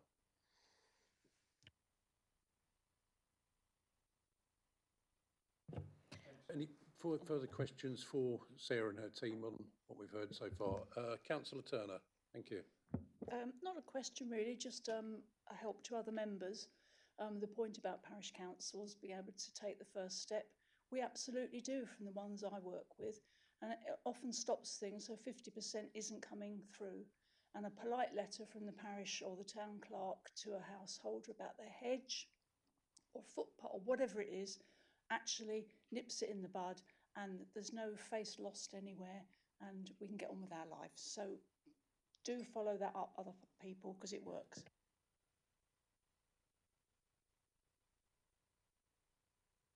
Thank you. Councillor Atterwell. Yeah, I just wanted to say on the planning enforcement, I think a lot of the time it comes down to most people, as you rightly say, don't know that they're in breach of planning. And I think one of the enforcement team turning up looking like a bulldog chewing a wasp does tend to, and that's no reflection on the individuals, by the way, that does have the desired effect. And I think we do get money back then because we asked them to put in retrospective planning applications. So I think I'd probably like at some point, I'm not saying you need to do that, but I'd like at some point probably to see a breakdown of total number of cases that you have and how many of those are regularised by planning applications. And I'm also pleased that you've employed Nikki Fonseca to help with that, because the key with enforcement, taking up what Fabian said, is you have to be completely watertight with your legal case. So you've got to make sure you've dotted all the I's, crossed the T's. That's quite a lengthy process before you ever get down the realm of having to take somebody to court to do the enforcement. So I think having that is a really positive step and shows that the council really takes it seriously. The other thing I just want to say about the iDocs system, I think the best way to cure that would be a can of petrol and a match, but I can't even do that because it's an iCloud-based system. It is an absolutely atrocious system. I cannot emphasise the parishioners who contact me, other councillors I speak to, nobody seems to be happy with this system. And I will just say, and I'm going to repeat myself for Simon's benefit of what I said at Governance and Audit last week, is the weekly reports that we used to get with the O'Sella as a councillor were incredibly valuable. I mean, I sit on the planning committee. I really liked the fact that I used to be notified about all the appeals. So all the I'd get a list of all the appeals that come through, and I could read them that helps me with my learning and knowledge base as a member of the planning committee when it comes to decision making, and can affect my thought process in decision making. I no longer get that. I won't get any notifications of any of those appeals, because that's not coming through on a weekly basis. Yes, I do get the emails on a random basis now about specific applications in my ward, but there are other applications elsewhere in the district that I'm particularly interested in and keen to know about, and I don't get any of those. I've got no way of knowing about that now. So I feel as a member that the level of information that is available to me has been seriously curtailed by this system. Nobody's happy with it. I don't know how you're going to fix it. If I could get somebody in here from a designer from iDocs, I'd like to sit him down for a morning and say, what were you thinking? Honestly, just tell me what you were thinking, and why, if you've produced a complex piece of software, why is it unable to produce the reports that we need to be able to hit a button and send that out to members so we receive the information we were? I don't know what you can do to fix that. I just want to take this opportunity to say I think it's a terrible system, and vent my frustration, really.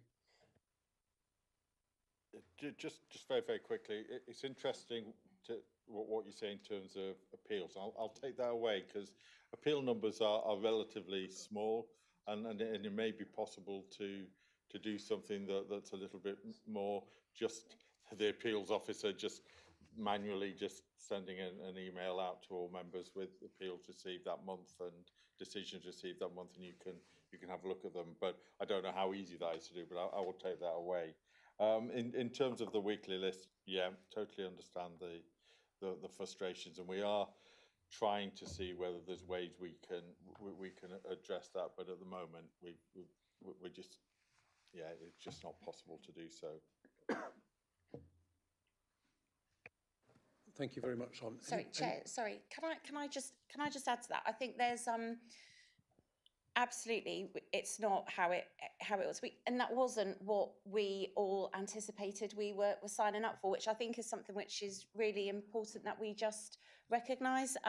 This particular, I suppose, we'll call it a project, started a really long time ago. It was before we had a projects team. It was before a lot of Simon's team were involved in this. It was before we had the current procurement team, what we have. Not blaming anybody, but that's how long it's been going on. It started a really, really long time ago. We as members have been used to using a system which actually wasn't compliant under GDPR. It did put the council at a huge amount of risk, but actually, because of that, it was a really easy to use system. It was, we had a huge amount of information at our fingertips, but the flip side of that was it was putting the council at risk, and we weren't GDPR compliant. There was obviously the resilience factor around the fact that it was essentially a one-man band. He was going to retire. We had nothing there from a legacy point of view to be able to give us any comfort that we weren't going to be able to use a seller after that. And this was a really good fit for us with what it was that we were looking at a point in time. iDocs have been a bit mischievous over the product what Simon's team are ended up having to use at the moment, and I think you need to form your place in a queue, Roger, at where you are with whose heads we need to bang together at iDocs. I think my plea at the moment is we're all learning, Simon's team are learning, it's different for all of us, it's different for parish councils. We did promise at the last full council that we would have had a bit of a member session. Devolution and LGR got in the way of that, and they kind of, that was important to have that come up at last council. But I think my plea is for us to just give Simon and his team the space to continue doing the good work what Simon was then showing, get themselves ahead of where they got to. They've got a list, the same issues what we're experiencing, they're experiencing. Let's allow them the time to get their heads together, to get on to where we've got to. And we do need to do a separate piece of work where we do need to push back to iDocs. We do need to challenge them as to why and where we've got to where we've got to. We will do those member sessions. We will make sure that it's easier for parish councils. I was talking to some estate agents the other day who, the same as you, they were used to looking back at the wider pieces to see what was coming in, and they do find this system much more clunky. But I think for the current moment in time is to give Simon's team the space to allow them to catch up. And if we need to come back here, we need to do something else, more than willing to do so. But I think at the current moment in time, to just give them the space what they need to get on top of things, and then we definitely need to come back and look at the lessons learned and the what's potentially gone wrong and what we need to do from that at a future date. Thank you, Chair.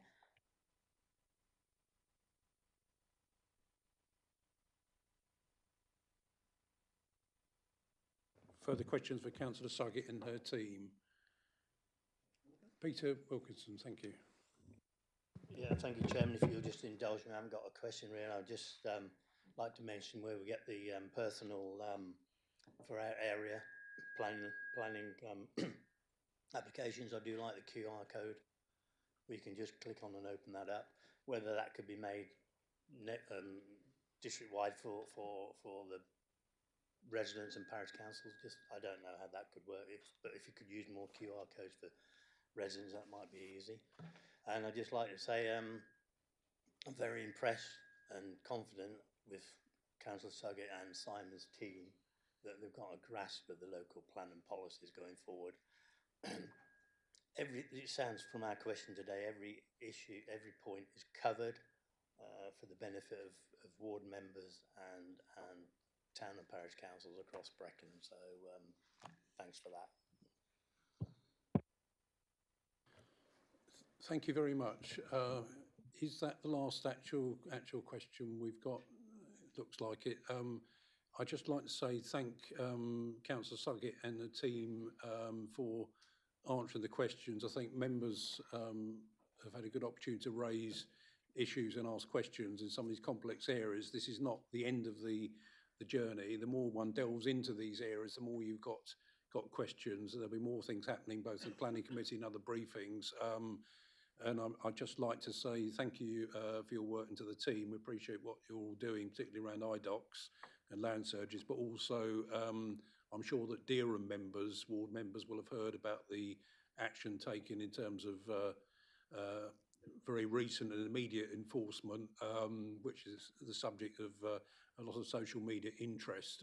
And it might well be helpful sometimes on the Breckland website to actually put out what you can and can't do in the process so that people understand, rather than making comments which don't have the benefit of being fully informed.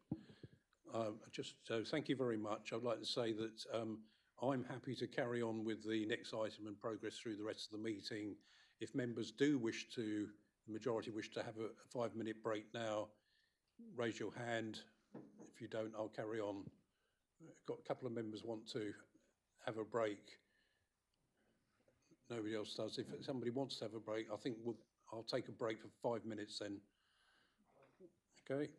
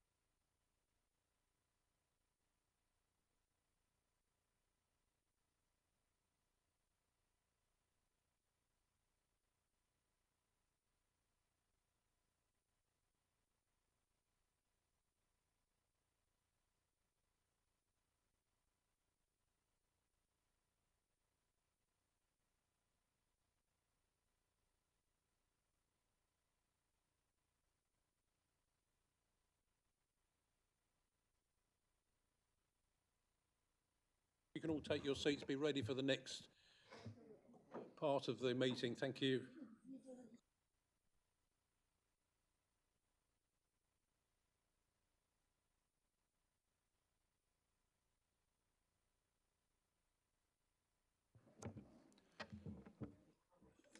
Thank you, members. Anyone watching, after a short break, we're now resuming the remainder of the meeting.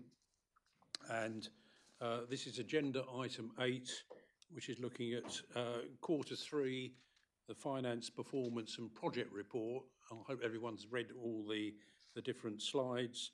I'd just like to pass on the apologies of Councillor Paul Hewitt, who can't be with us today, but has asked that if there are any particular areas that Commission members want to follow up with him, they can contact him direct, and I'm sure he'll share that with the rest of the Commission.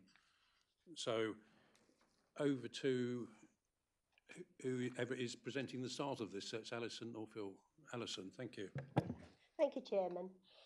I'm pleased to present to the committee today the Q3 Finance Performance and Project Report. Just as a reminder to you all, this report covers the period between October and December 2024. A summary for each area will be given, and I'm starting with the performance. This report looks at performance for Q3. In Q3, the majority of our key performance indicators are at or near target. You'll see in the report areas where we are particularly performing well, our website accessibility score, which is now back above our target as a result of the work by the digital team through the website redesign project. The score originally fell below target in Q3 23-24, so it's pleasing to see that this has now returned to above target. Furthermore, I want to use this opportunity to highlight our improved performance in relation to missed bins above tolerance. In 2023, 839 bins were not collected in time or within the agreed window where their collection could be rectified. This year, this has fallen to 26. When this is put into the context of over 300,000 bins we collect a month throughout the district, it's really good news and a good news story, and highlights the work of both the Environmental Services team and Serco. Q3 has, however, seen some challenging performance around days taken to process housing benefit and council tax changes and claims. This has been impacted by an increase in workload due to the number of migration notices issued as claims move across to universal credit, and as the caseload reduces, we are left with the more complex temporary and supported accommodation claims to process. Further information can be found within the report appendix on this. I'm now going to hand over to Councillor Suggett. Thank you, and apologies again from Councillor Hewitt. So on his behalf, I'll just give you a quick brief on the terms of the project activity in Q3, and I'm really pleased to report that a number of projects to completion in Q3, demonstrating the Council's ability to efficiently deliver complex projects with structure and control. Some of these are included within the report, and as you will see, as part of the Evolve programme, we've delivered a more cost-effective process to manage the Council's outgoing mail, a project which saves 38,000 this financial year and over 60,000 per annum in future years. A new direct debit process has also been introduced to ensure efficient collection of customer payments. Within the report appendices, you'll also see several other key updates, including the completion of the first phase of the property purchases to support with emergency housing needs, the implementation of the new finance software, and the publication of the tender invitation with regards to the Attleborough Leisure construction works, which concludes a positive quarter from a project's point of view. I'll hand you over to Councillor Cowan. Thank you. Thank you, colleagues. So, finance. Now, finance, as we know, gets reported on a regular basis. And in this case, frankly, most members have already seen these figures already because they've been reported in other committees. But you can see from the tables in front of you that this year our Q3 deficit is standing at about 567,000 against budget, of which we're able to mitigate £500,000. So it's showing a £67,000 overspend, and those Overspends are clearly identified in the appendices before us today, and they're the usual suspects that we've talked about in the past, such as temporary accommodation costs being significantly higher than were anticipated, such as the reduction in planning service income, again, being significantly lower than we would have anticipated. And you've heard from the previous reports on planning and how planning is functioning, that we're short of applications of a major nature, which is where the bulk of those significant fees generate. And in addition to that, you'll also be very aware that our waste services contract is costing us significantly more than we anticipated. Now, all of these items are matters completely out with the control of Breckland Council. They are either imposed on us, such as the waste service contract additional costs by Norfolk County Council, by the increase in folk needing temporary accommodation, or by the reduction, as I've said, in planning applications coming in. And that doesn't mean, therefore, you can just carve a huge chunk out of the planning officers to balance the books, as it were, because the planning officers actually have to manage the smaller applications as well. So it's not a question of being overstaffed, it's a question of having a reduction of income. Now, that said, you will have noticed as well in the performance report that there are 2 red items at the top of that performance report relating to ARP, but I can actually advise you, following a discussion that ARP Joint Committee members had yesterday, an informal discussion, that the time taken in Q3, and I stress Q3 only, as opposed to 1 and 2, which aggregates up to the figures you see here. In Q3, housing benefit claimants are now reduced down to 6.65 days for Breckland, and local council tax reduction scheme is down to 6.68 in Q3. And that reflects the changes that ARP have been making internally in order to try and address some of the problems, again, that are not of their making. The migration, as Alison mentioned, to universal credit has put significant pressures on the system. But the team are doing very well and are pulling those times down significantly because, as you will all appreciate, housing is of significant importance, whether it's a benefit claim or actually being able to secure a reduction in your council tax payment. So we are doing well there. The other thing to point out, and it's actually contained in the report in paragraph 3.3, and that is that the savings that the team have been putting together through the Evolve programme have exceeded our expectations, which is good news, because that's actually helped us to draw down funds in order to address the overspend over those areas over which we have little or no control at all. And there's a flip side to all of this as well, and you can see that in the appendices as well. Members will be aware that Breckland Council is pretty unique in that we don't have any borrowings. Actually, what we do have are cash reserves, and we're able to use those cash reserves to generate additional income. And you'll see in Appendix C that our cash reserves are able to generate short of £700,000 of additional income at this time at Q3. And because interest rates in the country are holding up, we're able to anticipate that, thankfully, we're able to generate additional revenue through the interest payments on those sums. And it's also of interest to note that this time of the year, in particular the calendar year I'm talking about, an awful lot of those loans that are out there are to other local authorities who are strapped for cash, and we're able to support them, which I'm very proud to say we can do. Chairman, I think that's sufficient at this point in time. As I say, Q3 figures have been around for a little while. It's a bit anachronistic, but it's all about the scheduling of timetables for various meetings to present this report. Thank you. Thank you very much, Alison, Sarah and Phil Cowan. So we're covering there a number of items, both the finance report, which is a regular item, and also the performance report. Are there any questions for Phil, Alison or Sarah? First one is Councillor Attawell and then Councillor Blackburn. Just a comment, Chairman, the figures don't lie. Looking at what we're having to pay out for temporary accommodation, etc., there's definitely a need to get on and build some houses. So I think, you know, whatever our thoughts on actually building houses in communities, I think this is a figure that is quite stark, and that we need to make sure that communities know that there is a definitive need there for the affordable homes. Thank you. Chair, and I couldn't agree more.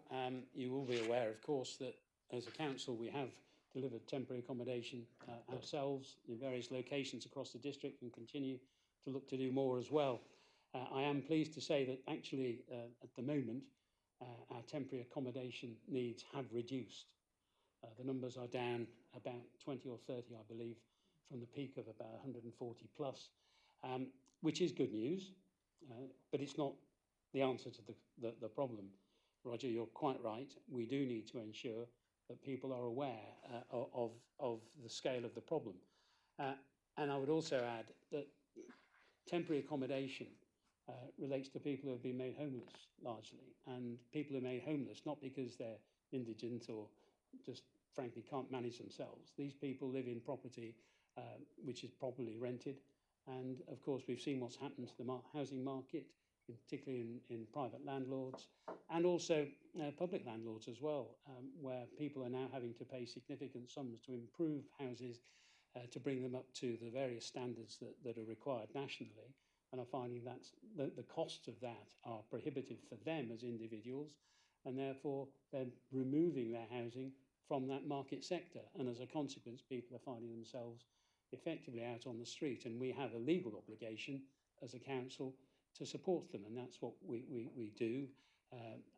And probably, if I can fly our own flag and blow our own trumpet a bit, we do it very well here in Norfolk. And it's to our credit that we can do it, because we do have the resources at our fingertips in order to be able to support them. Thank you.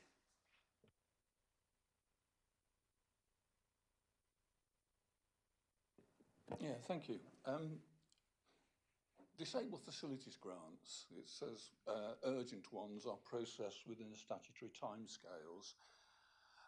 I've looked at the guide and there aren't any statutory timescales other than for the actual receipt of the grant, which has to be finalised within a year and the money released within a year. Could you please explain to me what is meant by urgent? Who decides what is urgent? Do you use the triage? Or is this something for another day?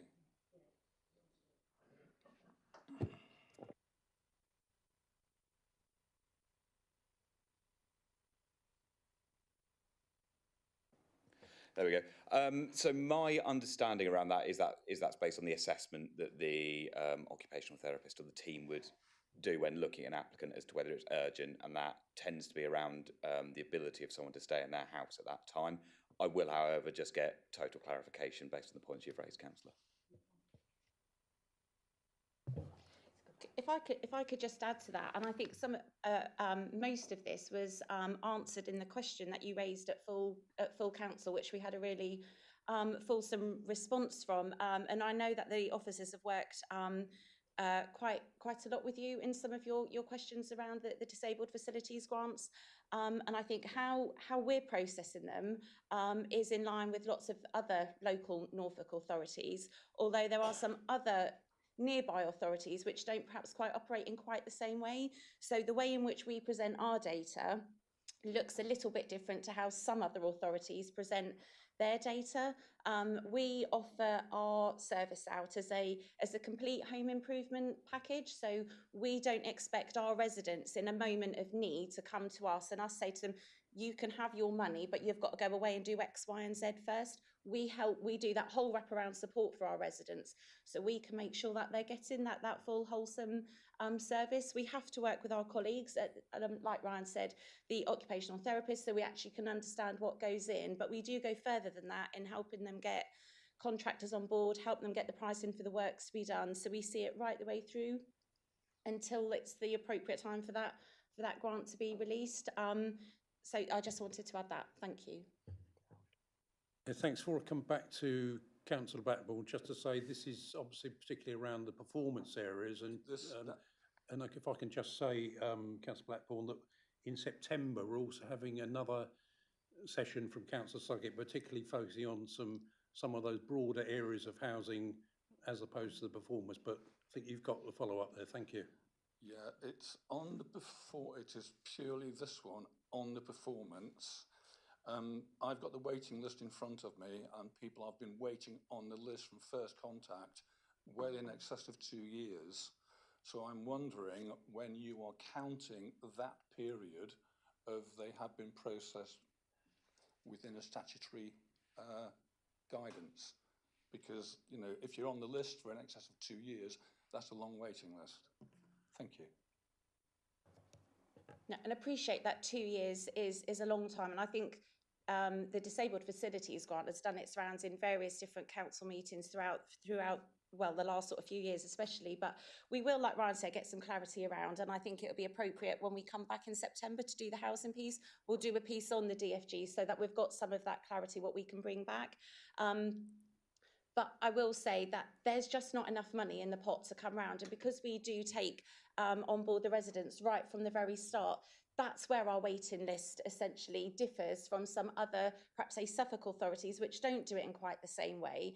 And they don't have people shown on the waiting list for quite as long as what we do. We have to then prioritise the small amount of funds really what are given, where we, in an ideal world, would have much more money come in so that we could box off everybody on that waiting list. But we work with our colleagues throughout the other organisations involved in those residents to make sure that we're prioritising in the most appropriate way possible. Thank you. Thank you. Any further questions, members? I see Councillor Plummer and then Councillor Land. Thank you, Mr. Chairman. Just a question for Councillor Cowan. Has this food waste collection, has that put a little bit of a burden on our finances to I know it's not till later on, but will that put a little bit of a burden on our finances to have to do that, please?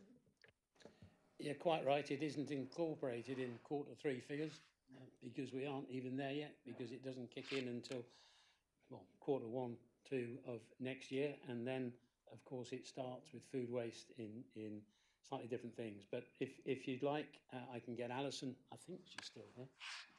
She's still here. Good. I can't see. I've got no eyes in the back of my head. Alison will be able to explain what we're doing about the proposed costs relating to food waste. Thank you. Thank you. So you're quite right. The collection for households will come in from April next year. We haven't yet had any indication from the government of the new burdens funding, so we're awaiting that. But their team have got a full project plan in place for rolling out caddies and lorries and all the necessary things. Councillor Land. Thank you, Mr. Chair. I might be a bit previous with this question, so apologies if so.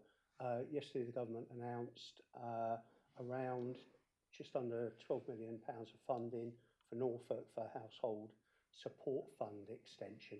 Do you have any early thoughts about how that might change your attitude to household support grants? They are looking at a wider application rather than just money, looking at white goods and so on and so forth.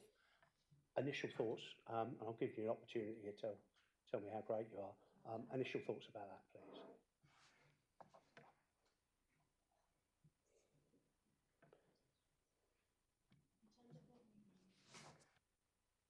Thank you. No, we're there.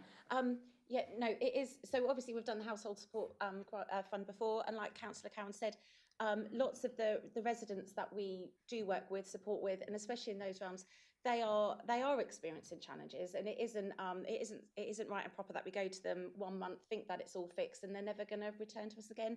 There is part of that wider wraparound support, which is where it's always helpful, where if there is monies coming, which we can think a little bit more outside the box and stretch to go further. Obviously, it doesn't sit in any of our direct portfolios, but we will obviously with the officers, when some more of the further guidance comes through, be making sure that we do the best we can with the amount of money which is given, which does the most amount of impactful reach across our residents. So thank you for highlighting it. Thank you, members. Councillor Atherwell. Yeah, just a quick one for Councillor Suggett on the Disabled Facilities Grant. Would I be right in saying that if we were to build the additional homes that I keep banging on about this morning, we wouldn't have to have this demand where we've got an overspend of over £500,000 on temporary accommodation, etc. We could, as a council, if we wanted to, if we didn't have that burden, we could possibly use some of that money to top up the disabled facilities grants if we choose to do so at a later date. But that burden of that additional £500,000 in financial pressure that we're having to swallow pretty much each year doesn't allow us to do that. Would that be a correct assumption?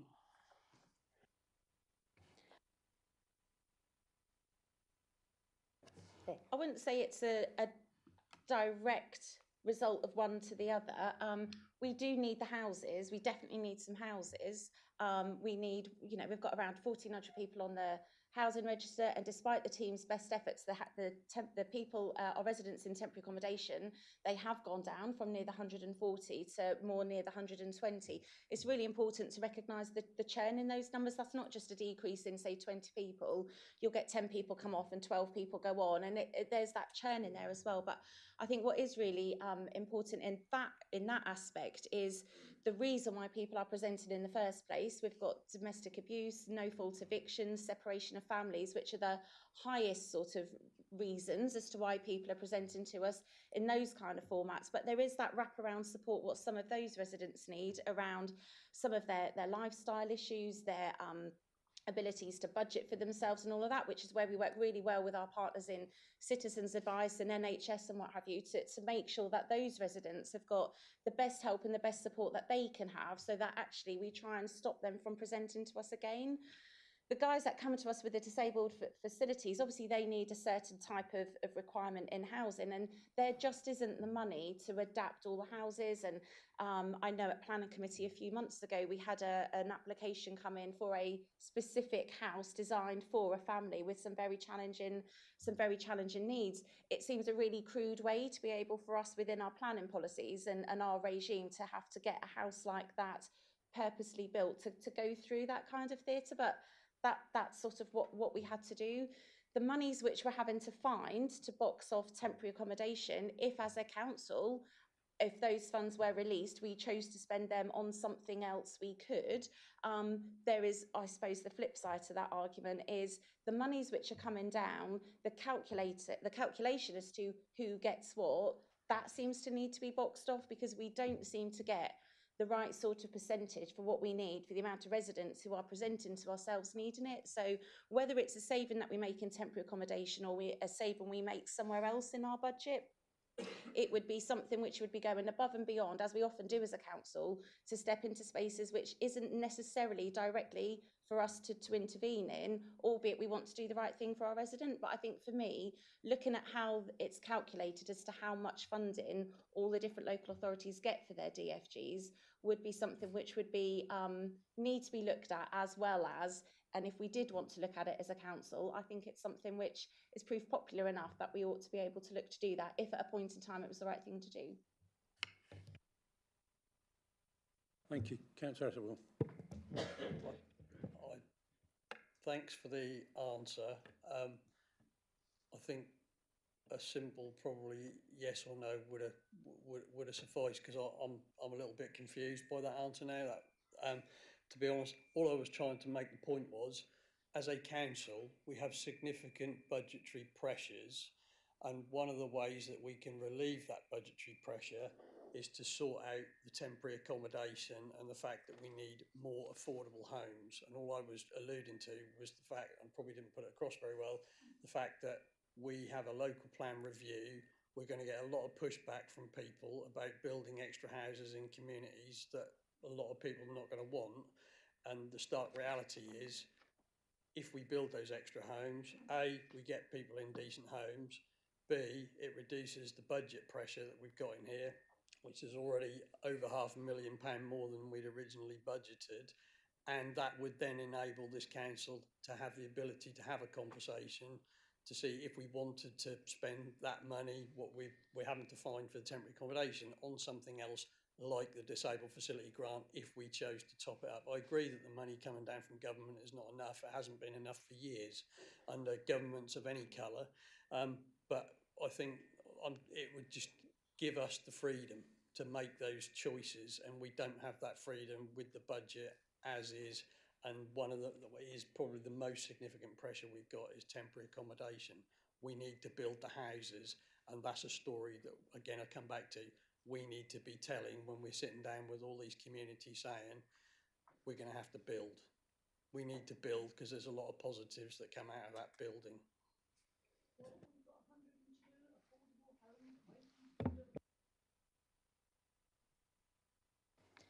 And I agree with what you're saying. I think the thing that we mustn't do is directly link saving some money here to literally to then put it straight over here.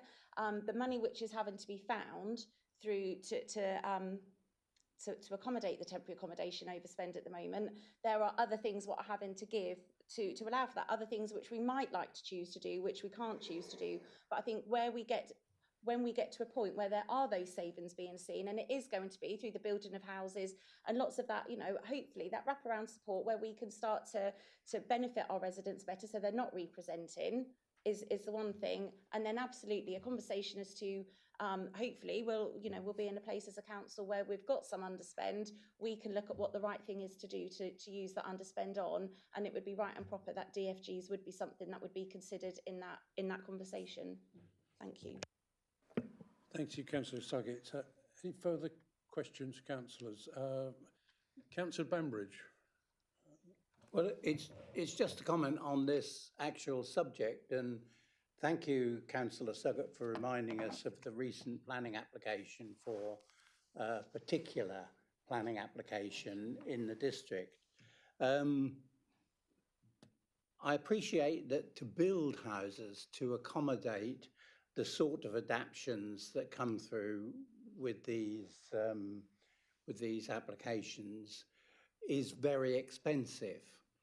But we could build houses which could be much more easily adapted. And I think that some districts are in fact doing that. I don't know of any in Norfolk that are doing it, but I know some councils are. So when you, for instance, build your 100 small houses in Shipton, they could be built to a standard that could easily be adapted for no extra cost for building the houses.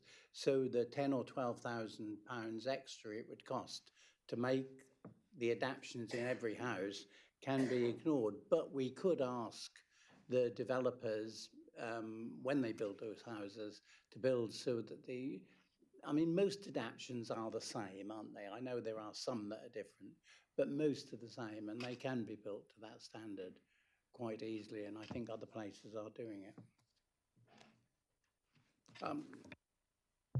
I think some of the adaptations which come through, I wouldn't like to sit here and say that a lot of them are the same, because I don't know what the breakdown is in them. But I think what is something worthwhile taking on board is we've got a lot of old housing stock in the district, and if you was to look at a new house compared to an old house, building regs have come on, the method of building has come on, width of doorways, height of light switches, those types of things are all things which in older houses we're having to go in and adapt. And actually there are some things which have caught up, which means that new build houses are easier and perhaps don't necessarily need some of those adaptations. But if there are places across the country what you think are worthwhile us having a little look at, so we could see if any of that could be brought on here, if you let us know what that is, we'll take that away and have a look at it. Thank you, Councillor Cowan. Thank you, Chairman, and grateful for Roger Attewell telling us how simple and binary budgeting can be. Well, we've got £60 million worth of costs to manage in a budget. Some of which we're in control of, others of which are totally outside of our control. I really would like to be able to deal with it in a binary way and say, yes, let's save here and pay there. A lot of the stuff that we have to deal with is handed down to us from central government, such as food waste, totally unexpected maybe. Some of it is an increase in national insurance contributions. So yeah, they've given us some money this year, but actually it's £85,000 less than we need. And next year we've got to find £310,000 or more to pay for that increase. But we don't get any money from central government. So budgeting is quite a complex subject. And as you rightly say, things are linked, other things are not quite so linked. And Councillor Suggett has made it, I think, eminently clear that we have choices to make. And some of those choices we can make, some of them we have to react to and respond to where we suddenly find ourselves with shortfalls. I don't think anybody in this room, in this chamber, in this council denies the fact that we need to provide our residents with much needed housing.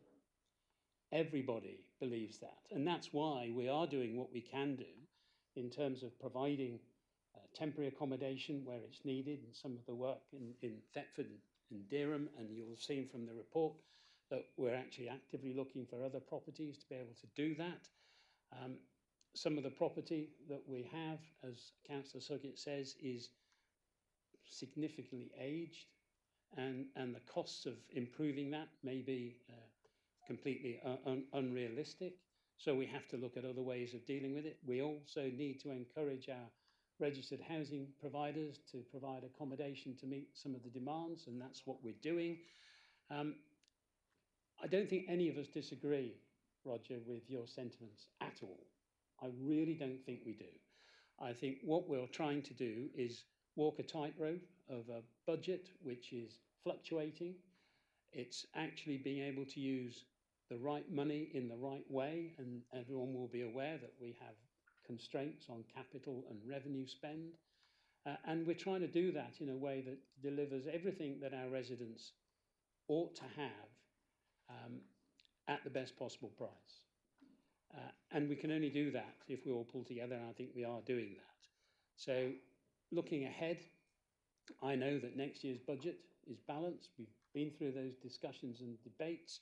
We've had to make allowances for new burdens funding shortfalls, and we've done that in the forthcoming year. And you will have seen from the budget proposals that we presented last month that the year after is also balanced. But what we don't know is what we don't know. And as we've seen from recent examples, we suddenly find ourselves given tasks to complete, to fund, which we were blissfully unaware of at the time we set our budgets. And we need to keep some of the reserves back in order to deal with those uncertainties. But as we look ahead, the big uncertainties we have relate to business rate reset. It relates to a fair funding review. And so pressures on budgeting are very complex. As I say, they're not a binary solution, and I wish that they were. But the team, led by Alison behind me, does the best they can possibly do with that sort of cloudy crystal ball. And it's down to us to ensure that we try and deliver the best possible outcomes for our residents. So thank you for your question. I agree with your sentiments. Thank you. Thank you, Councillor Cowan. We've now got, in this order that I've seen the hands, Councillor Wilkinson, Councillor Turner, Councillor Attawell and Councillor Blackburn. Councillor Wilkinson. Thank you, Mr. Chairman. Councillor Bambridge mentioned about the adaptable homes. We did discuss this when Councillor Bambridge was portfolio holder for planning, and that might be a discussion could be added to the local plan and policies going forward. Thank you. Councillor Turner. Thank you, Chairman. Members who have been members for a few years like me, and some officers probably, will remember we had a scheme called Homes for Life. And there was a scheme built, I think it was at Beatley, by one of the housing associations. So those houses were built exactly as other members have described, with a removable door frame in, a bathroom that was big enough for a carer to get in as well as a wheelchair. And the developers then said it was cheaper to build new with those adaptations done at the time of build than to do it retrospectively. Now, where have those Homes for Life, where's that concept gone? And I'm looking at Phil with his other hat on, because we don't seem to be aware of those things happening now. And I think developers are missing out on a massive chance here to solve an awful lot of problems. Yeah, you're quite right, in there. You're quite right about Homes for Life. And actually, it's enshrined in all the building regulations and planning legislation. And for those who sit on planning committees, you'll know that some of the housing that's developed allows for people to stay in their homes, as it says, for life, perhaps bedrooms on the ground floor or a room on the ground floor, which could become a bedroom very easily, bathing facilities, showering facilities, which are effectively wet rooms on the ground floor as well. They're a vital part of life at the moment. Trying to get developers sometimes, however, to spend more money on the capital in the first instance is somewhat challenging. And I would actually refer us, and Sarah will probably pick this up with the team, to our design guide as well. Because if our design guide is robust enough, a design guide should actually encourage exactly that kind of development as well. Because it is cheaper. Without a shadow of a doubt, it's cheaper to build in at the outset facilities which can be adapted at minimal cost, but minimal disruption too. Because it's often the disruption rather than the cost, which is the breaking point. So yes, it is a valuable contribution, I think, and perhaps our design guide needs to reflect that. Thank you, Councillor. Roger Aswell. Yeah, just quickly pick up on what Phil said. I absolutely understand that budgeting is not a binary process. And I would just gently point out that I did support and I did vote for the budget in February. I just want to emphasise again, the point that I was trying to make is not necessarily you would spend the money that you were saving from temporary accommodation on disability facilities grants. It would give you the ability to have more money available. That's the point I'm trying to make. I'm really quite keen that when we have the discussions, and we will be having these discussions with a lot of parishes that are going to be really pushing back hard, saying they don't want anything built anywhere near them. And we need to be big enough and brave enough as councillors to say, this is the challenge. And that's a stark number. That's just one of the challenges we have in terms of housing. And we need to be bold enough to say, we need to build. And I'm afraid they've got to go somewhere. And that's, I suppose, my challenge to my fellow councillors is not to be cowed by that. We need to be brave enough to make that point. Thank you, Roger. David.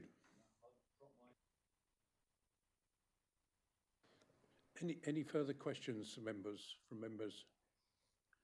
I've just got one observation, probably just me being picky, so sorry to try your patience. In Q3, there are a number of areas on the right-hand side from disabled facilities, properties with no Category 1 notices, etc., where there's no target shown there or data shown for Q3 or major planning. So it's just an observation which can be picked up probably outside the meeting.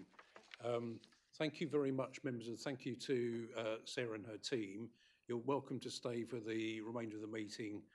We will just be touching on the September presentation when you come back. So you're welcome to stay. I know it's been a long meeting and you can go if you wish. Thank you.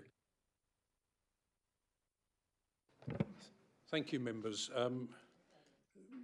We've learned quite a lot on this section again, as we always do. Particularly, we now come to item 9, which is the outside body feedback standing item.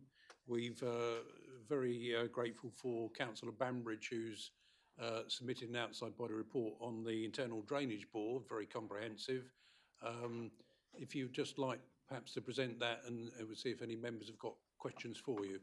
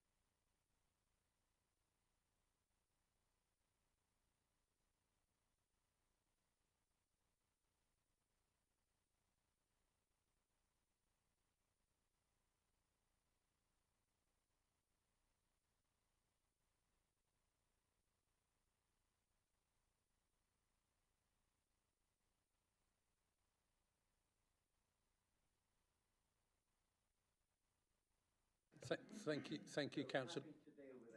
Thank you. Any questions for Councillor Bambridge? I've just got one simple question. I have read your extensive report. I may have missed it. I didn't see any reference in there to unauthorised discharges or pollution, which has obviously been the subject nationally for different areas like rivers and beaches and so forth. So I didn't know if you cover that off when you were doing these meetings at all. No, I didn't mention it because this was a specific meeting. It was the environmental meeting where you'd think it would come up, but this year it didn't. We did talk about it last year, and I think I reported then on it. I'm not certain. I'd have to go back and have a look, but it does come up regularly. Yes, it is a problem. I think it was more properly dealt with by the Norfolk Strategic Flood Authority meeting, which was a week before. Thank you very much, Gordon. Any other outside body reports? Councillor Wilkinson. Yeah, I apologise, Chairman, not putting a written report in, but the meetings I have, what I cover as the representative, come within about 24 hours of this meeting. But it's just a quick one with the QEH are continuing with their joint working health model. They are joining forces with the Norwich and Norfolk and the James Paget, and they've been given a small timescale to put an interim chair in, and then by July there will be sorted out a new board, a single board, and a single governors as well, and a single chairman for all the three authorities, which obviously is going to make better working for patients to get appointments out to them, and obviously it will be a saving to the individual hospital funds. The Breckland Yab is releasing £5,000 for the take-up for clubs to supply activity and sport activity and health and wellbeing activities. This will be hopefully for people will take it up. There's one in Thetford at the moment who's looking at taking some up to help to put out activities for young people. We're making sure that the age groups are covered is 11 to 19, and with young people with SEND up to the age of 25. So that's adding to more activities in Breckland. Thank you very much, Peter. Any comments, observations, questions to Councillor Wilkinson? Thank you very much. Pardon, members. Next item, number 10, scrutiny call-ins items. I'm not aware of any call-in items being received for scrutiny. So that's item 10. Item 11. Have members any item they want referred as a call for action? Can't see any hands. Thank you very much. Item 12 is the work programme which we've sent out. Just to note that in the work programme, which isn't in there, obviously, is the extra scrutiny committee in April and devolution. In terms of the other action, as we referred to earlier, in September, when we have Councillor Suckett back focusing on housing provision, empty properties and homelessness and other issues, I'm also talking to the housing team, Councillor Suckett, and I'll also be inviting members for particular areas to look at, because I'm inviting housing providers to come along so we've got them at the same time, which would seem to make sense, and we can then ask them, you know, exactly the same questions so they're on the same playing field. The other area on the work programme will be on the, which isn't listed there, is the 23rd of October, Councillor Tristan Ashby's brief, which will also include the Police and Crime Commissioner for Norfolk coming back separately. Members will recall a very lengthy meeting that we had under Councillor Ashby's brief, and we had 6 separate presentations there. It did go on a rather long time, so, and there wasn't really, I don't think, an opportunity to fully look at those issues. So I will be in the near future asking members to rank of, say, one or two of those areas that they might want them back. So we have an opportunity to actually discuss things, you know, in more detail and properly where we want to. So that's obviously in the gift of members. But obviously I think we've learned from that particular occasion. So that's the work programme there. The other item outstanding, which I'll be sorting out, was a request from Councillor Kybird to look at the glass deposit scheme, and that may come up under one of the art portfolios. I should ask members if there are any areas that they want to add going forward onto the programme that we would need to think about. Councillor Turner. You were going to slot it in at some time, but a review of the electric vehicle scheme that we approved at GP, just to see how it's working for staff and costs. So it's just a small item, but it's important that we review it. Yeah, thank you. We did have that on the radar, though that doesn't appear in there, and we've had correspondence on that, as you know. Thank you, Councillor Turner.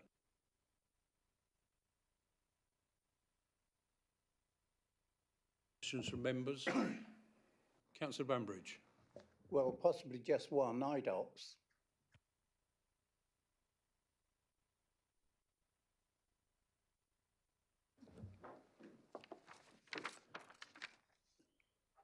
Right, being there no more information, I'd just like to say the next meeting will be on the scheduled meeting will be on the 5th of June at 10 o'clock.